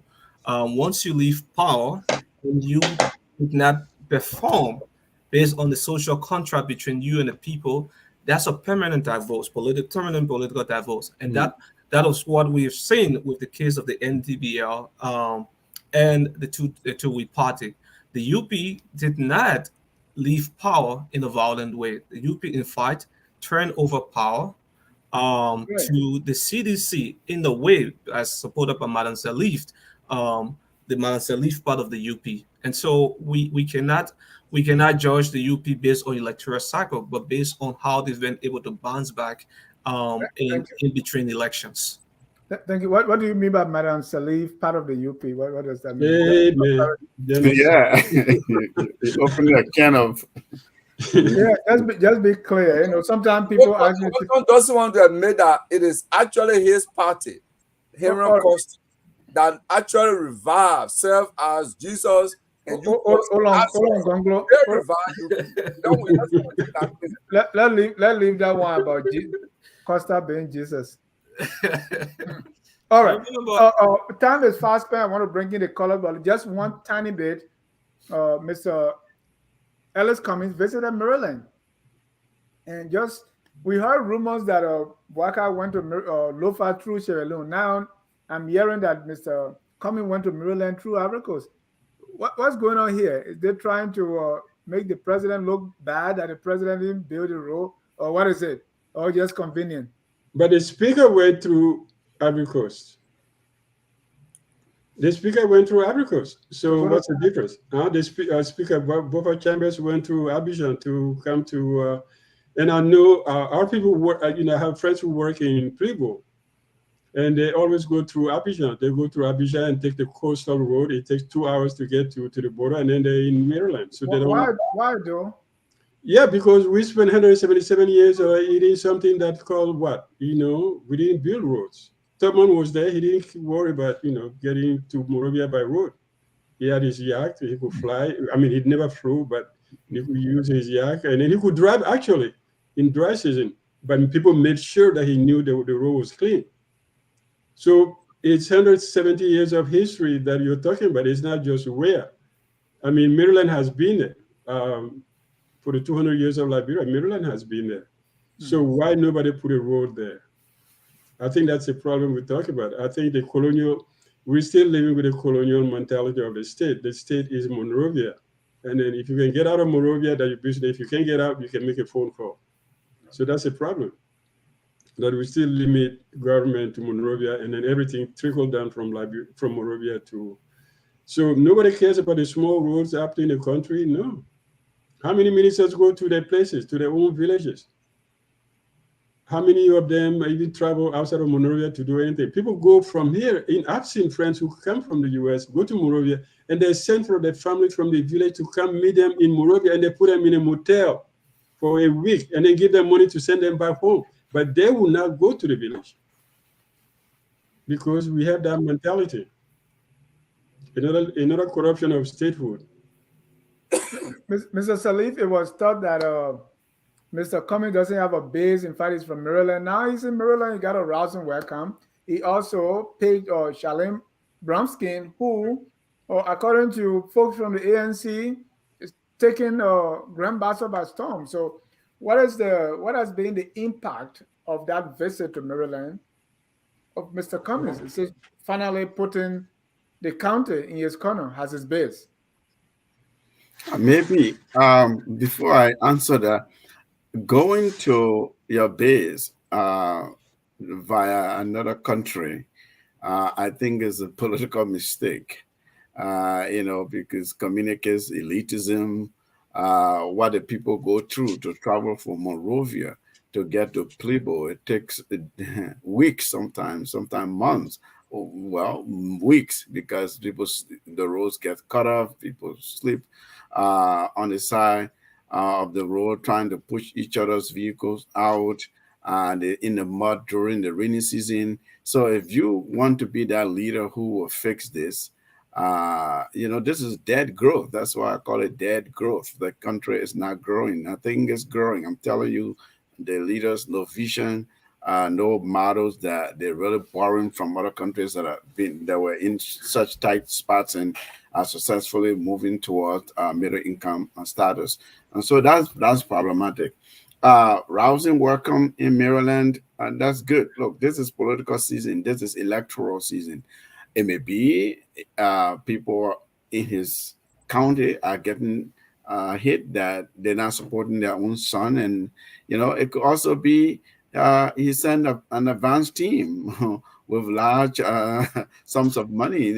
People are collecting money, they're collecting material things, they're showing up, they're trucking people, they're bringing people from nearby counties, villages, towns, from Monrovia even, to show, because nowadays they have drones that they fly, they're operating to capture area views of the crowd. It's crowd politics in Liberia, right? Just like Donald Trump here.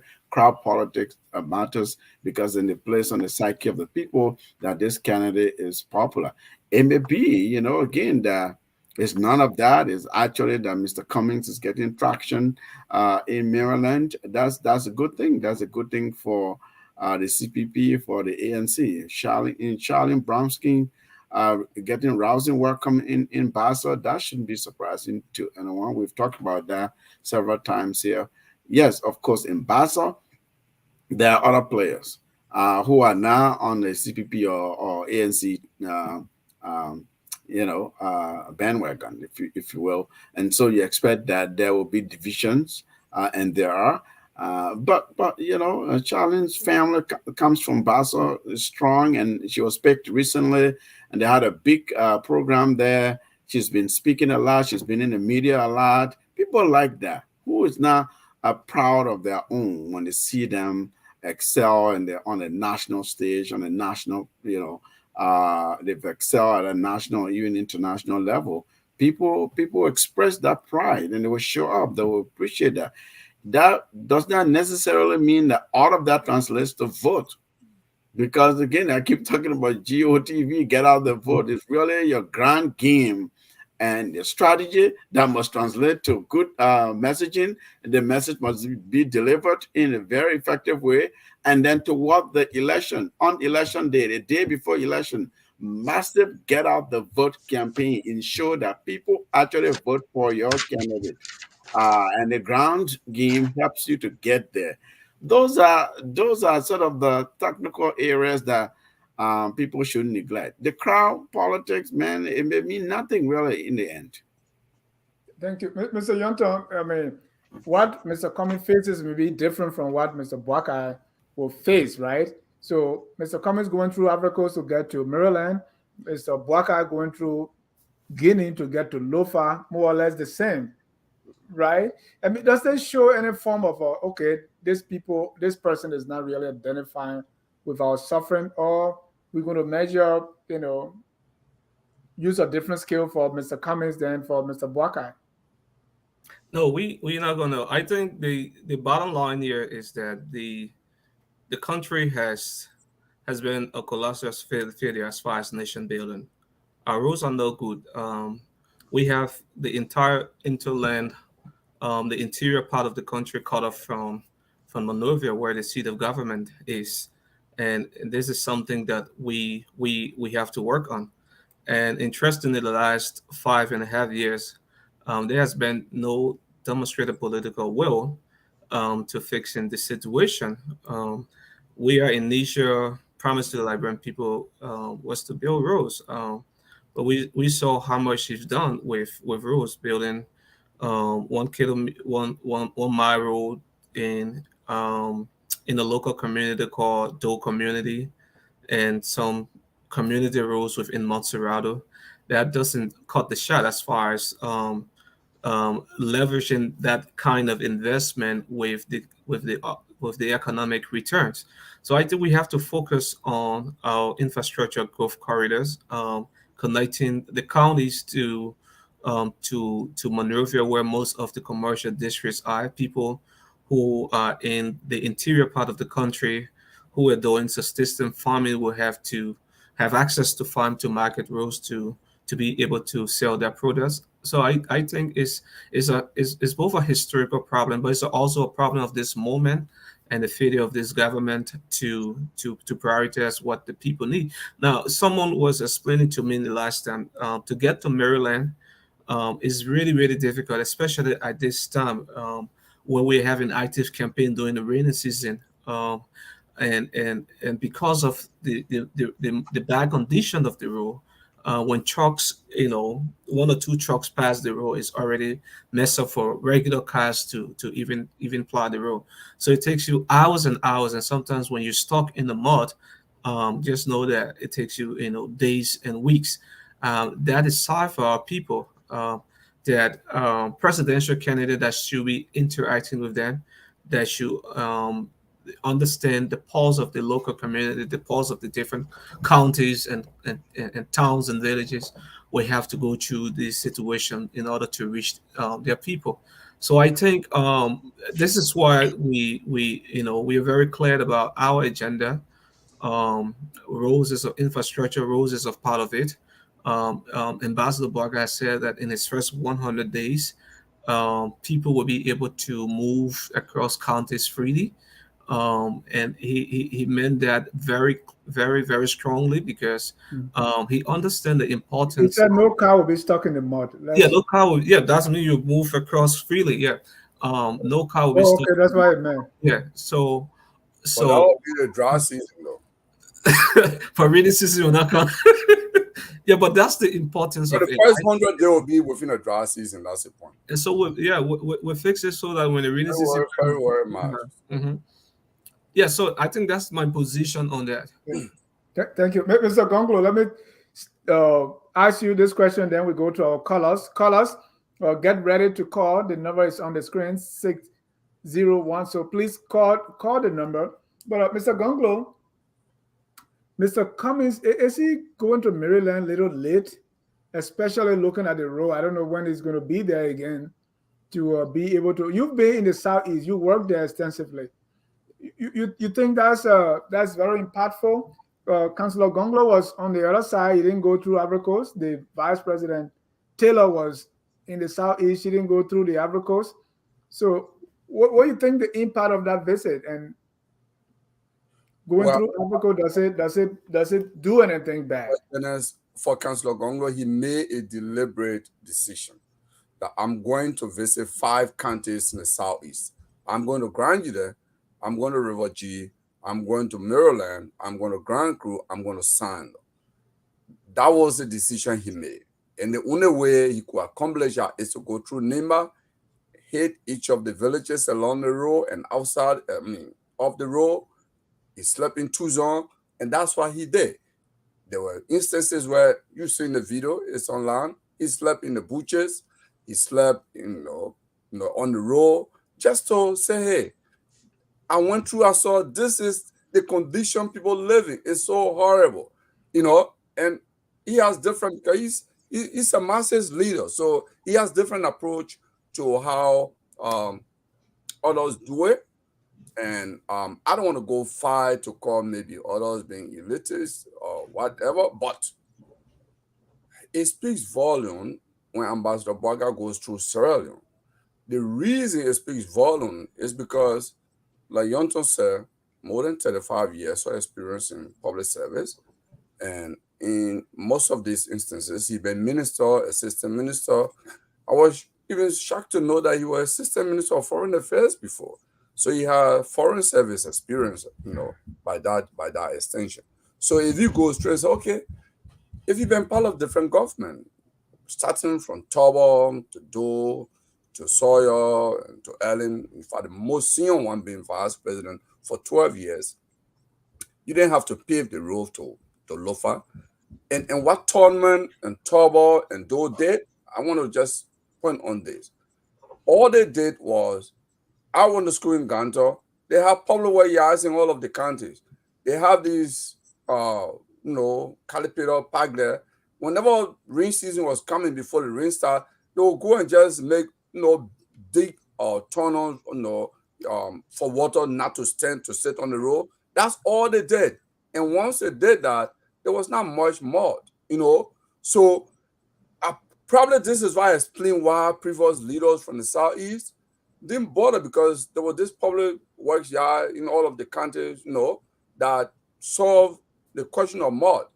But under Sirleaf, when they transformed some of the ministry role, like public works, they took that road building, implementation role, and gave them regulatory role to regulate the sector, the public works sector. So now that's why you saw public works giving more contracts out. In previous government, public works was implementing. They will put whatever millions in the budget, they will go build a bridge themselves, they will go build a road themselves. But under the Reform Act for public sector, they gave that role to the private sector to play a role as a way of starting the engine of economic growth in private sector, a private sector led growth. That was the approach. So now it limited public works, and of course the guys who do they once a contract is over, it's over. So if public works does not have money, they don't have public works in this country again to make quick intervention. That's why President, Councillor Gongloe, in one of his presentation, he said, look, we don't need to change something that has been working. We can do this. We just put public works in those critical areas. To be doing that while we look for money to fix the road, because the road was not fixed. Stop quoting Councillor Gongloe too much before they think you're representing him. No, I don't represent him. So that's actually thank you. What we need to do. So road building. Thank you, ladies and gentlemen. If you are just joining us, this is Tough Talking Thursday, and we are definitely talking tough. We'll take a short break for 55 seconds. When we come back, we're going to get some calls.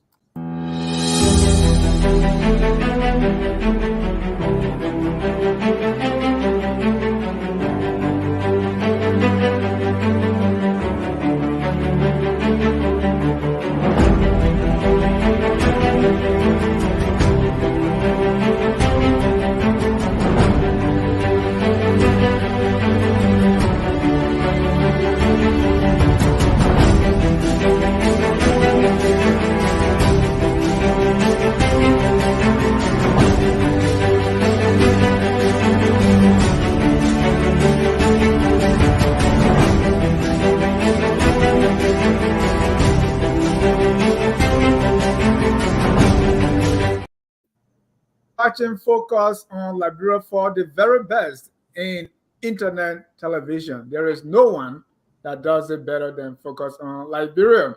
We cover almost everything. Let me bring in some callers here. We have callers already lined up.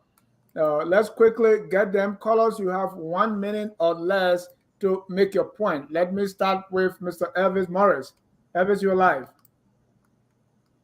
Thank you, Mr. Jar, and hello to the panelists.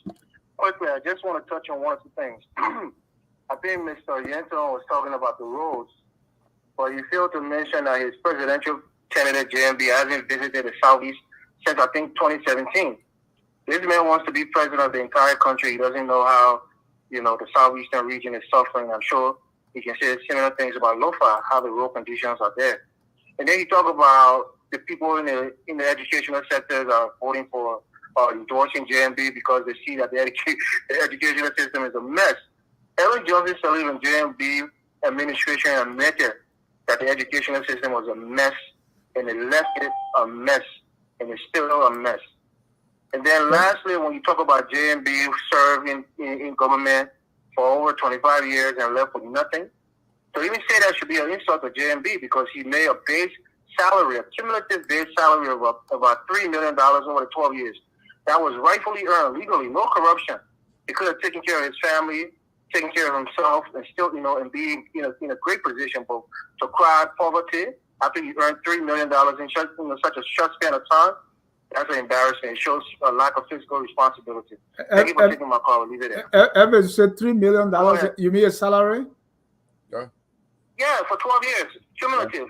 You know, if you calculate it, you know, for the 12 successive years that he served as vice president, that's subtracting, you know, budget that was for his office, you know, gas, you know, slips and other, you know, stuff that he got on the side. Just his base salary. Do the math.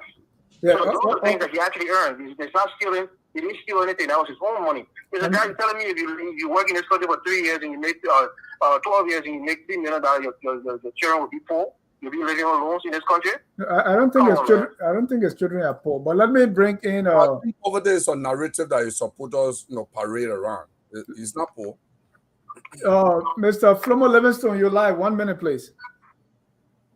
Yeah, thank you, Mr. Thank you guys for the show. Again, I do have a question. Mr. Gongloe, Mr. Kehleboe, he doesn't speak to the question. He just asking a simple question. What does this coming to Ivory Coast to go to Maryland? Instead of he answering the question, he went right back to JMB. Then like he answered with JMB. I mean, when it comes to corruption again, Mr. Gongloe on the show here accusing other people of corruption, and his sister was the superintendent of Lima. Her husband was accused of $1.5 million of missing. So are you trying to say her sister was corrupt? But up to today, there's no account for that money. So when you start accusing other people of doing something with no evidence, and your sister too also was accused of doing that. So what do you have to say about that? Thank you. Listen. Thank you. Hold on, Mr. Gongloe. Just jot it down. Let's get the calls. They pay money to stay on the call. So let me get them out quickly. Mr. Jimmy Eastman, our man from the nation's capital. Go ahead. 1 minute, please. Hey, John. How you doing? How you doing? Panelists? Oh, Jimmy dropped out. Let's go to Gassama Morris. Morris, you're live. Thank you, John. Am I on? Yes, sir. Yeah, thank you, John, and thanks for the show. Thanks to everyone on the show. I think Ambassador Barker has said from time to time that he has always separated himself for what is for him and what for the public. Now, at no point in time, Ambassador Barker said you don't take pay. No, there's nothing wrong with somebody taking pay. So for you to come to say because the man take 10 million, 5 million. But anyway, you see, Mr. Gongloe on the show, this smart game, I don't get it. He courageous. You cannot say on the show that, oh, I'm not for a joke, I'm not here to speak for their own Gongloe. Or you dare to defend their own Gongloe. No. There's nothing wrong with defending their own Gongloe. He's your brother. That's fine. You know, you can defend him. But my whole thing is about the whole opposition. If you give the ANC man and the Dewan movement 1 hour, they will spend 59 minutes talking about Joe Barker. If they're forgetting to know that Ambassador Barker is not incumbent. I don't know whether they see the jailer. You know what? Let's just forget about Joe Weah now. Joe Weah is nobody. Barker is incumbent. I mean, they need to tell us this.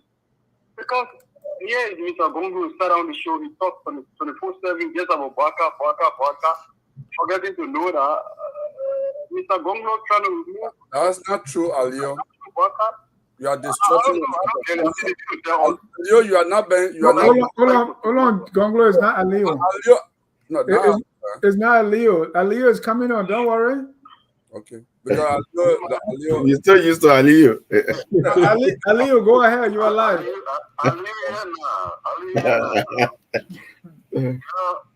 I hope you guys are doing okay. I listened to my brother and it makes me laugh. He continues to put the honorable man in trouble with this country of Taiwan, Gongloe. You are putting us under pressure to go after Gongloe. Trust me, you don't want it to happen. We will try to give you a little peace of mind. But if you continue with this thing, if they talk about Joseph Brother going to local country to Sierra Leone, you say Joseph Brother worked at Foreign Affairs as assistant minister. So, let me ask you this. When you were at the Ministry of Labor, did you bill Roy Nimba? Who told you that when somebody at a budget minister they can bill Roy? it was not my role. Is that the bill Roy? It was not my role. But if you were assistant minister at Labor, you never bill Roy. Why is it Joseph Barker assistant minister? I spent only 5 years and I left. Hold on, Mr. Gongloe. But what I want you to know is you quick on passing this judgment of people being corrupt. People being corrupt. Unless you adjudicate someone and find them corrupt, you cannot continue to just throw allegations. But you, my brother, I like you, you know, and let me not hold the line, but I want to you like me. Small. If you keep talking about that, we'll go for your brother, and it will not be good. Thank you. We'll know a lot about him. Thank you. Thank you. Jimmy, you drop off. Jimmy, go ahead. Yeah, okay. Like I said, greetings to everyone on the panel. Very good discussion tonight. You know, Mr. Dukule, I've been always honoring and Dr. Dukule's speech and his points. But tonight I was a little bit surprised, and I'll tell you why.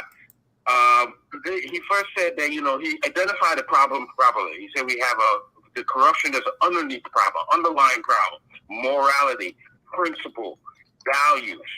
You see, values give you your respect for law. When you don't have that value, you don't respect the law. Values give you don't steal because you value in stealing is wrong, so you won't steal. But then when you asked him a question previously, and he said that time will heal or time will make things better. You know, the other day I was in Liberia and I fell and hurt my hand, and today my hand hurting me. I went to the doctor. The doctor said, "No, you're not broken, but you need therapy." My brother, if we do not provide the therapy for our people, time can be from now to Judgment Day. It will not change. And nobody is providing that therapy, that value system, that teaching that principles and value. The only person I know is that guy, brother, you always talk about, Gongloe. Gongloe has always been about principle from the time we were in college together. He's lived by principle. That's who he is. And if we don't start teaching that, instead, all these parties, they exploit the fact that our people are morally defunct now. They compromise, they pull, and they keep on exploiting it. If we don't tell them about principles, how are they going to change? We'll have this the Judgment Day. Only principle can change us. Can I just correct him? I didn't say time will heal the problems. I'm talking about the political parties maturing with time. Maybe you misunderstood that. I said the political parties. And please jot that down. Let me take the last caller. Yeah, I said political parties mature with time, not the problem will be solved by time. No. Okay. Thank you. Mr. Derek Paul, go ahead. You're live, sir. Mr. Paul, are you there?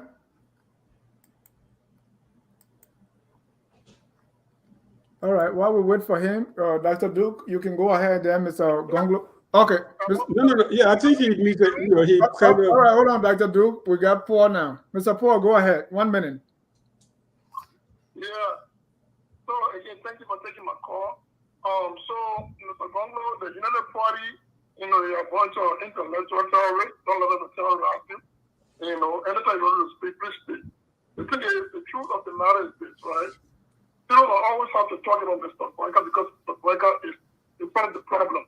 It's in fact the reason why we are here today, Dennis. Here's the example. Long time ago, Mr. Boyka, I don't know, maybe the video is still there. Mr. Boyka on the helicopter show said he was making $5,000 of vice president. He was making $5,000. So you see the model the CDC is using right now is the same model the party use. All they do is, you know, get a bunch of money and then say, I'm making $5,000. The rest of the money they start taking to or transportation, food, all that bunch of stuff. And the same model the CDC is using right now is that they take it to a whole different level. So we cannot, you know, separate the United Party from this problem that we do. Mr. Boyka should have no place in our politics, and the United Party should have no place in our politics right now because we are the foundation of the problem that we're facing right now. So by the standard that Nyonton is using, that means the CDC government is not corrupt. Because the same judgment is doing that took $200,000 on transportation. That's corruption, but it's a legal form of corruption. Now, my next point is this, right? You're talking about institutions, building institutions. I want to make the CPT or ANC, LP, is getting the credit that it deserves. Because we just had a convention in Nema County, and the whole convention went smooth. They were able to dedicate all their candidates for different, you know, representation and Senate position, and there was no problem. So you can see that at least there is some kind of institution. And my last point is this. Mr. Cummings going through, Maryland. Look, if this election was based on who gets stuck in the most in the southeast, it will be Mr. Cummings.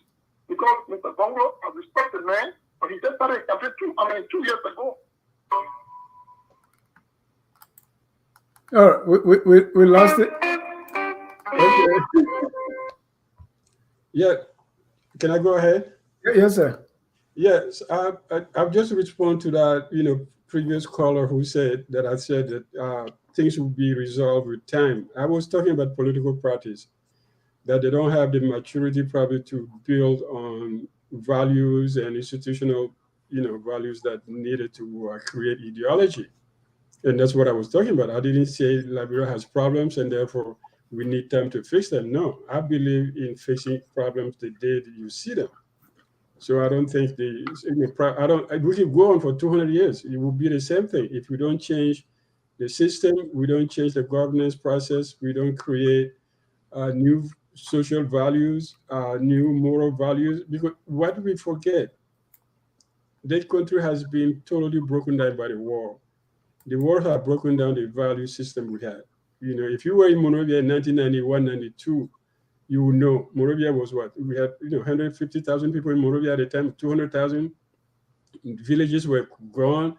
All the chiefs live in refugee camp or displaced camp. So all the values, traditional values we had, they were attached to villages, to towns, to, they were all gone. Now we're trying to recreate those values. But at the same time, the political parties are like, babies. I would say that they're all, teenagers. So you can ask teenagers to what's your moral values, what are your big ideological values. They don't have them. So they go with what they have. We build roads, we build houses, we build dispensaries, we build, something else. But that's about it. So we are talking about this development at, at the level of, I would say 101. So that just that clarification. I never said time will solve the problem. Time will mature. Thank you, Mr. Gongloe.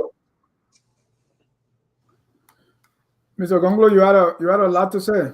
Yeah, no, okay. So I'm like, do you want us to respond to other issues that caller raised other than the one that just my name was mentioned? Which one? The one you have 2 minutes to respond. Yeah, you can use whatever. Yeah, let me say this. The caller who spoke about my sister, that caller is still living in the past.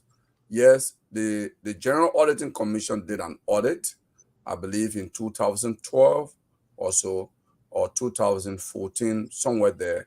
I don't know the exact year now. But here is an audit that was done on purchase that was done with road building equipment. Nema had like 22 set of road building equipment. She signed those contracts, but she didn't stay in administration for those materials to arrive. She was relieved of her position when she was contesting in 2011. So those things came after the implementation happened after. When they did the audit, because transfer were made for those purchased 2 different times to Caterpillar International, because Africa office is under London, and those transfers were made. The first audit identified the transfer that were made to the London office. The second audit, they said, hey, 1.5 million was transferred from this account to an overseas account in London. We don't know. LBDR Ben did not tell us. Boom, Madam Welsh, you explain. And that happened in 2020. She didn't know. She was in Liberia when it was done. In 2020, it became a political issue when she was contesting. She just simply went to John David, and there are evidence to that. And went to John David and said, oh, we just seen this. The money was transferred to the same Caterpillar International for the road building equipment. GSC did not write that. GSC argued that, oh, LBDR, and they put it in the report that LBDR did not clarify, right? So John Davis, the president of LBDR at the time, said, you go and write a letter and we will respond to it and copy GSC. She did that with a lawyer, Councilor Jimmy Bombo, and they responded to it that this account, this money was transferred to Caterpillar, not in an overseas account. She took that report to that letter to GSC, and the lawyer demanded that GSC issue a return to that. GSC said under the audit rule they don't do that, but when the report go to public affairs account and there is a public hearing, they will go there now with that evidence and clarify. Okay, so this is where it is. So thank you. Yeah. Thank you. This takes up to our Tabata session of the week. But before that, let me announce to you that our full schedule, every Tuesday at 1, we have the Hour of Politics. Tuesday, 7 p.m., that's Abby Tyler's Healthy Living. Wednesday, we have Roundtable Africa. Thursday, Tough Talking Thursday. Friday is the Literary Hour and Friday Night Debate. On Saturday, we have FOL Marketplace and the Liberia History Channel. On Sunday, we have the Noonday. Still Sunday, 4 p.m., we have On Point. And Sunday, by 6 o'clock, alternatively, we have the FOL Justice Forum or Hello Pastor. Again, I want to remind you here at Focus on Liberia, we educate, we elevate, and promote all things Liberia. All throughout the week, tuning to Focus on Liberia. At this time, we want to talk about our Tabata of the week. Tabata in the Southeastern language is foolishness, nonsense. Sometimes during the week, there's some nonsense especially in our politics that go on. And we want to take that time to talk tough on the Tabata of the week. Let me start with Mr. Gongloe. All right, Dennis. Can I make one clarification first thing Alio is listening? I wanted to say to Alio that Alio, Councillor Gongloe has made a public invitation. He's a public figure. He's been in the public limelight for half of his life, for more than 40 years. He's been public defender defending poor indigent people. So his records are out there. Criticize him for whatever you think is his fault, okay? I'm not, if I found misinformation that somebody put out and I have the opportunity to clarify, I will. But I think he's able to do that for himself. But to say, if I speak my mind as a panelist, to say, oh, if you continue doing that, we're going to bring out, say Councillor Gongloe is corrupt, say he's a womanizer, say whatever you want to say about him. If in the view of the public, the public will be the judge, So don't tell me that, Alio. I like you myself, Alio. I always want to tell you. So since you say you like me, I like you myself. Okay, maybe we need to connect on Facebook. Your Tabata of the week, Mr. Gongloe. Yeah, I've been following different social media. So I came up with this Tabata. Of late, I've seen the guys in the UP talk so much about the debts of the auditors. As horrible as that situation is, and for the record, Nyonton, what's a friend? What's a friend? That's somebody I've known here in Allison Barco for years when they were with Charles Taylor. I remember the press statement, the issue after Taylor 100 days. It was written in my room on my laptop. I helped them to print it out for them on 12th Street. So I know him. As horrible as that death is, and I mourn his death and the other auditors. But to find a UP who's under its administration, Harry Greaves was assassinated in a political assassination. Mr. Gongloe, you know that for a fact that he was assassinated? No, it's there. For Michael Allison, who was trying to dig corruption in the mining sector on the oil block, and Michael Allison lost his life. And the Unity Party did not do, and there were people in the government that stood accused at the time, and nothing happened. The government came out with something and said, Harry Greaves drowned.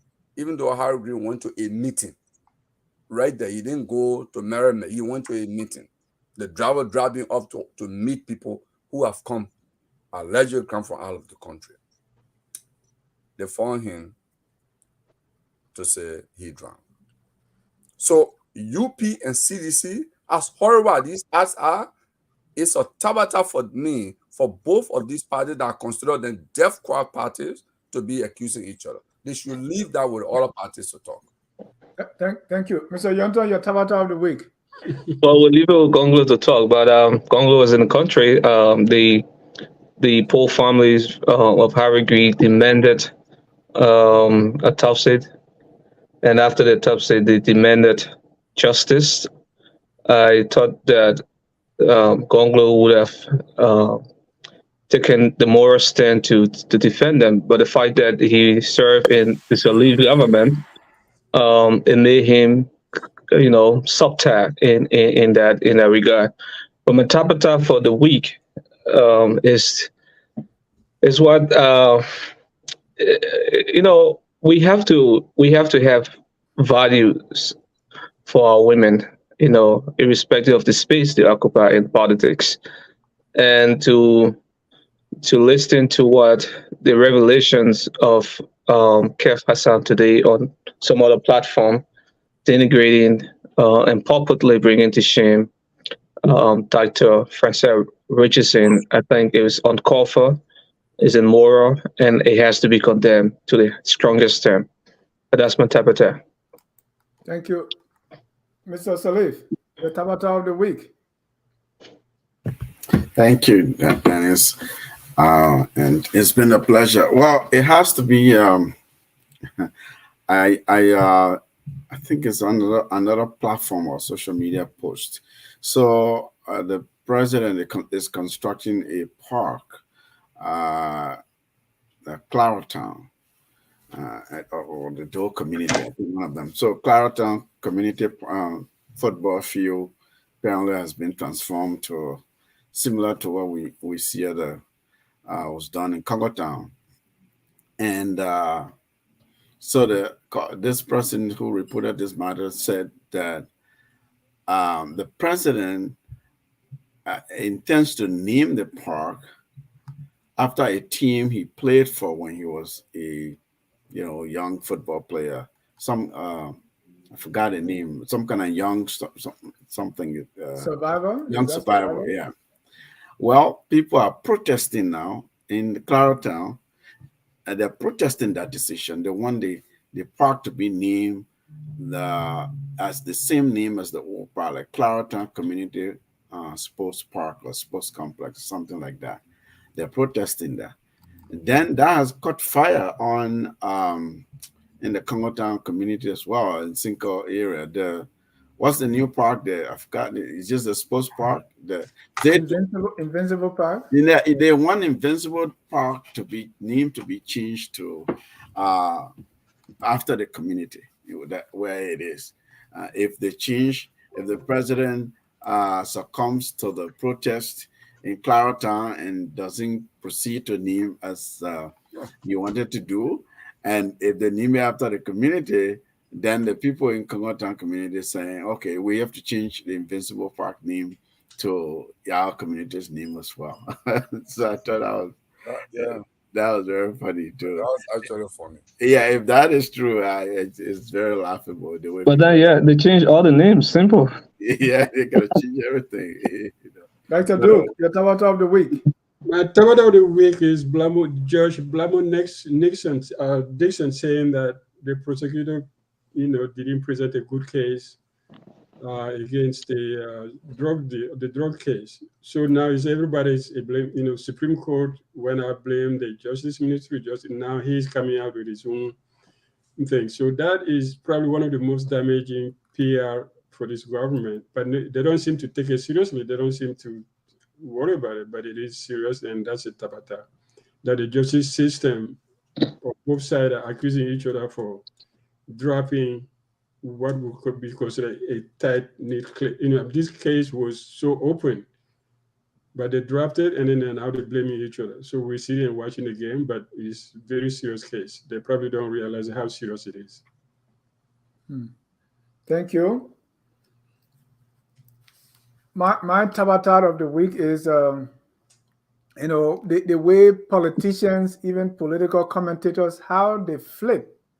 I mean, these guys will be up for one person, one political candidate, and they talk so bad about the other that is you would think is so irredeemable. But when they come back and join the other person, when they are talking, you wonder if that's the same guy. And to me, that's Tabata, really. I mean, you can jump ship, but when you are on the other side, the way you talk, they say, my Sunday school teacher used to blow the little curtain and say, words are like that because when you put it out, you can get it back. But when these guys ready to talk and describe people, denigrate, at a time they are on the other side. And when they switch, it's like nothing happened. That to me is complete Tabata. Well, Prophet Muhammad Sallallahu Alaihi Wasallam said, there are certain things you should never tell your friend because they could become your enemy. And there are some things you never tell your enemy because they could turn out to be your friend someday. This Saturday, in Liberian history, debunking myths in Liberian history. Myth number 1, Boswin was Sao Boso Kamara. We at the literary or the Liberian history channel say this is a myth. King Peter Bromley, his name was Zulu Duma. That's another myth. Matilda Newport, fire a canal, myth. The ship Elizabeth took ex-slaves to Liberia, myth. All of Liberia's early presidents were mulatto, myth. Join us this Saturday at 7 p.m. as we debunk myths in Liberian history. You don't want to miss it. Well, at this time, we want to go around the room for your closing comment. I really appreciate your time and also appreciate our viewers, callers, and even those who are commenting. It's because of you that this show is what it is. Let's get your closing, and let me start with Mr. Gongloe. Well, Dennis, thank you for the opportunity again. This has been a good evening, and I hope that we can have another opportunity next Thursday to also exchange like we've done tonight. I mean, there's no doubt we are now in full bloom, almost campaign mode. So for our listener, please bear with me. Yes, I'm on this program as a panelist for FOL, but there are times I may provide clarification from Councillor Gongloe, not necessarily serving as a spokesman, but it's difficult maybe to transition between the two. But when I make analysis here, I'm making analysis on behalf of FOL. And of course, if you represent my view, not necessarily the platform, but I'm happy to serve here. And I hope that we can and we can go a little bit deeper, in some of the policy issues like we started talking a few weeks ago, and I would love for us to get away with some of these gossip, condom, like all the talk shows do. Let's begin to look at line 1. What are the commonalities between political parties? So let's begin to look at that, and I'm looking forward up to for us beginning to do that, and probably begin to narrow down on the profile of presidential candidates themselves. Where have they been? Have they ever stood for anything that is wrong with Liberia in their lifetime or not? Let's begin to look at it. Where they stood before, whether it was the right cause or the wrong cause. I mean, I want us to have those kinds of debates. Thank you. Thank you. Mr. Nyonton. Well, thank you, Dennis. Thank you once more for the opportunity. It's been a wonderful show interacting with all of the esteemed panelists. I consider this, one of the breathtaking moments of our democracy where we can have this opportunity to debate the issues, in the front part of the discourse leading to the reformation and the rescue of Liberia.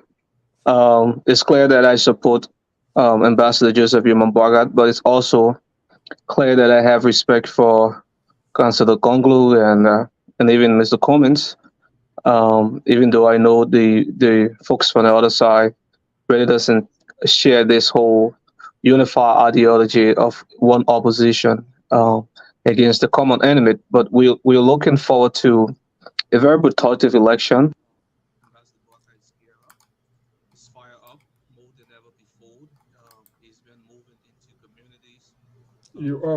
We lost you, Mr. Nyonton. Only the echo is coming. All right. Dr. Duke, you're closing.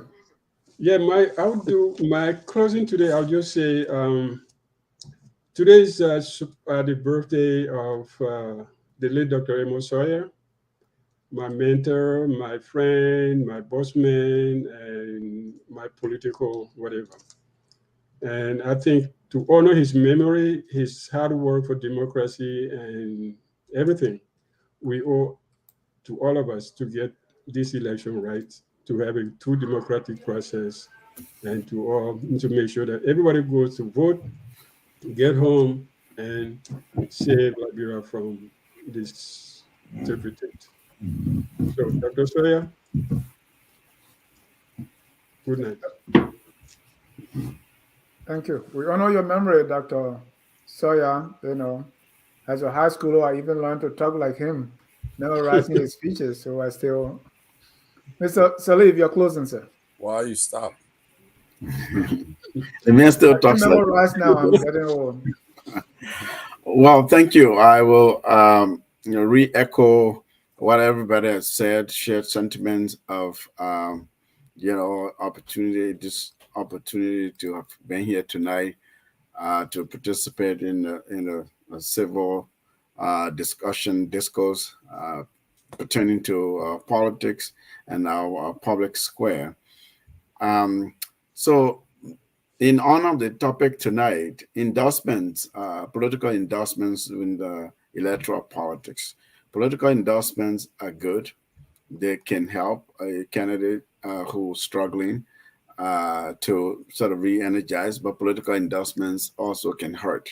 They can hurt candidates. So it depends on whose endorsement you're wooing. So I think endorsements are good because in addition to them helping a candidate or hurting a candidate, it signals the health of a democracy. You know, that people are free under the law to support whomever they want to support, whose ideas and views and proposed policies they see as aligned to see to be in alignment with their own values, their own political ideologies and views. So that's good. Endorsements, in that respect, are good for democracy. I'll encourage that. I will reiterate or follow through what Dr. Duke said, a member of Dr. Sawyer, although I wasn't close to Dr. Sawyer, but just reinforcing this idea of a peaceful election, for peace to reign. You know, we're not enemies. We may be political opponents because each person wants a chance to serve their country at such level. So it doesn't mean the other person is your enemy. If you lose the election, you take it graciously, and exit in kind, and just what's the expression? Exit in stride, right? Take it in stride, yeah. Exit in stride peacefully. That's what I want to express here. So this is an opportunity for us to perpetrate that message, to encourage our citizens, our fellow citizens, and encourage the political people to ensure that at the end of the day, Liberia remains peaceful, because that is the only way we can make progress. So thank you. Thank you so much, Mr. Sirleaf. On that note, I want to say thank you to all of you for always being here. It was a great show, and I appreciate your time. I want to thank our viewers, those who watch now and even those who will watch later. Always focus on Liberia, where we educate, we elevate, and promote all things Liberia. July 26th is coming, and we're definitely going to have our July 26th celebration right here. Stay tuned for our 2023 orator. On this, we close with our song that says, "We are all Liberians." Have a good night, and God bless you. Yeah, we are Liberians. Liberia is our home. Liberian people.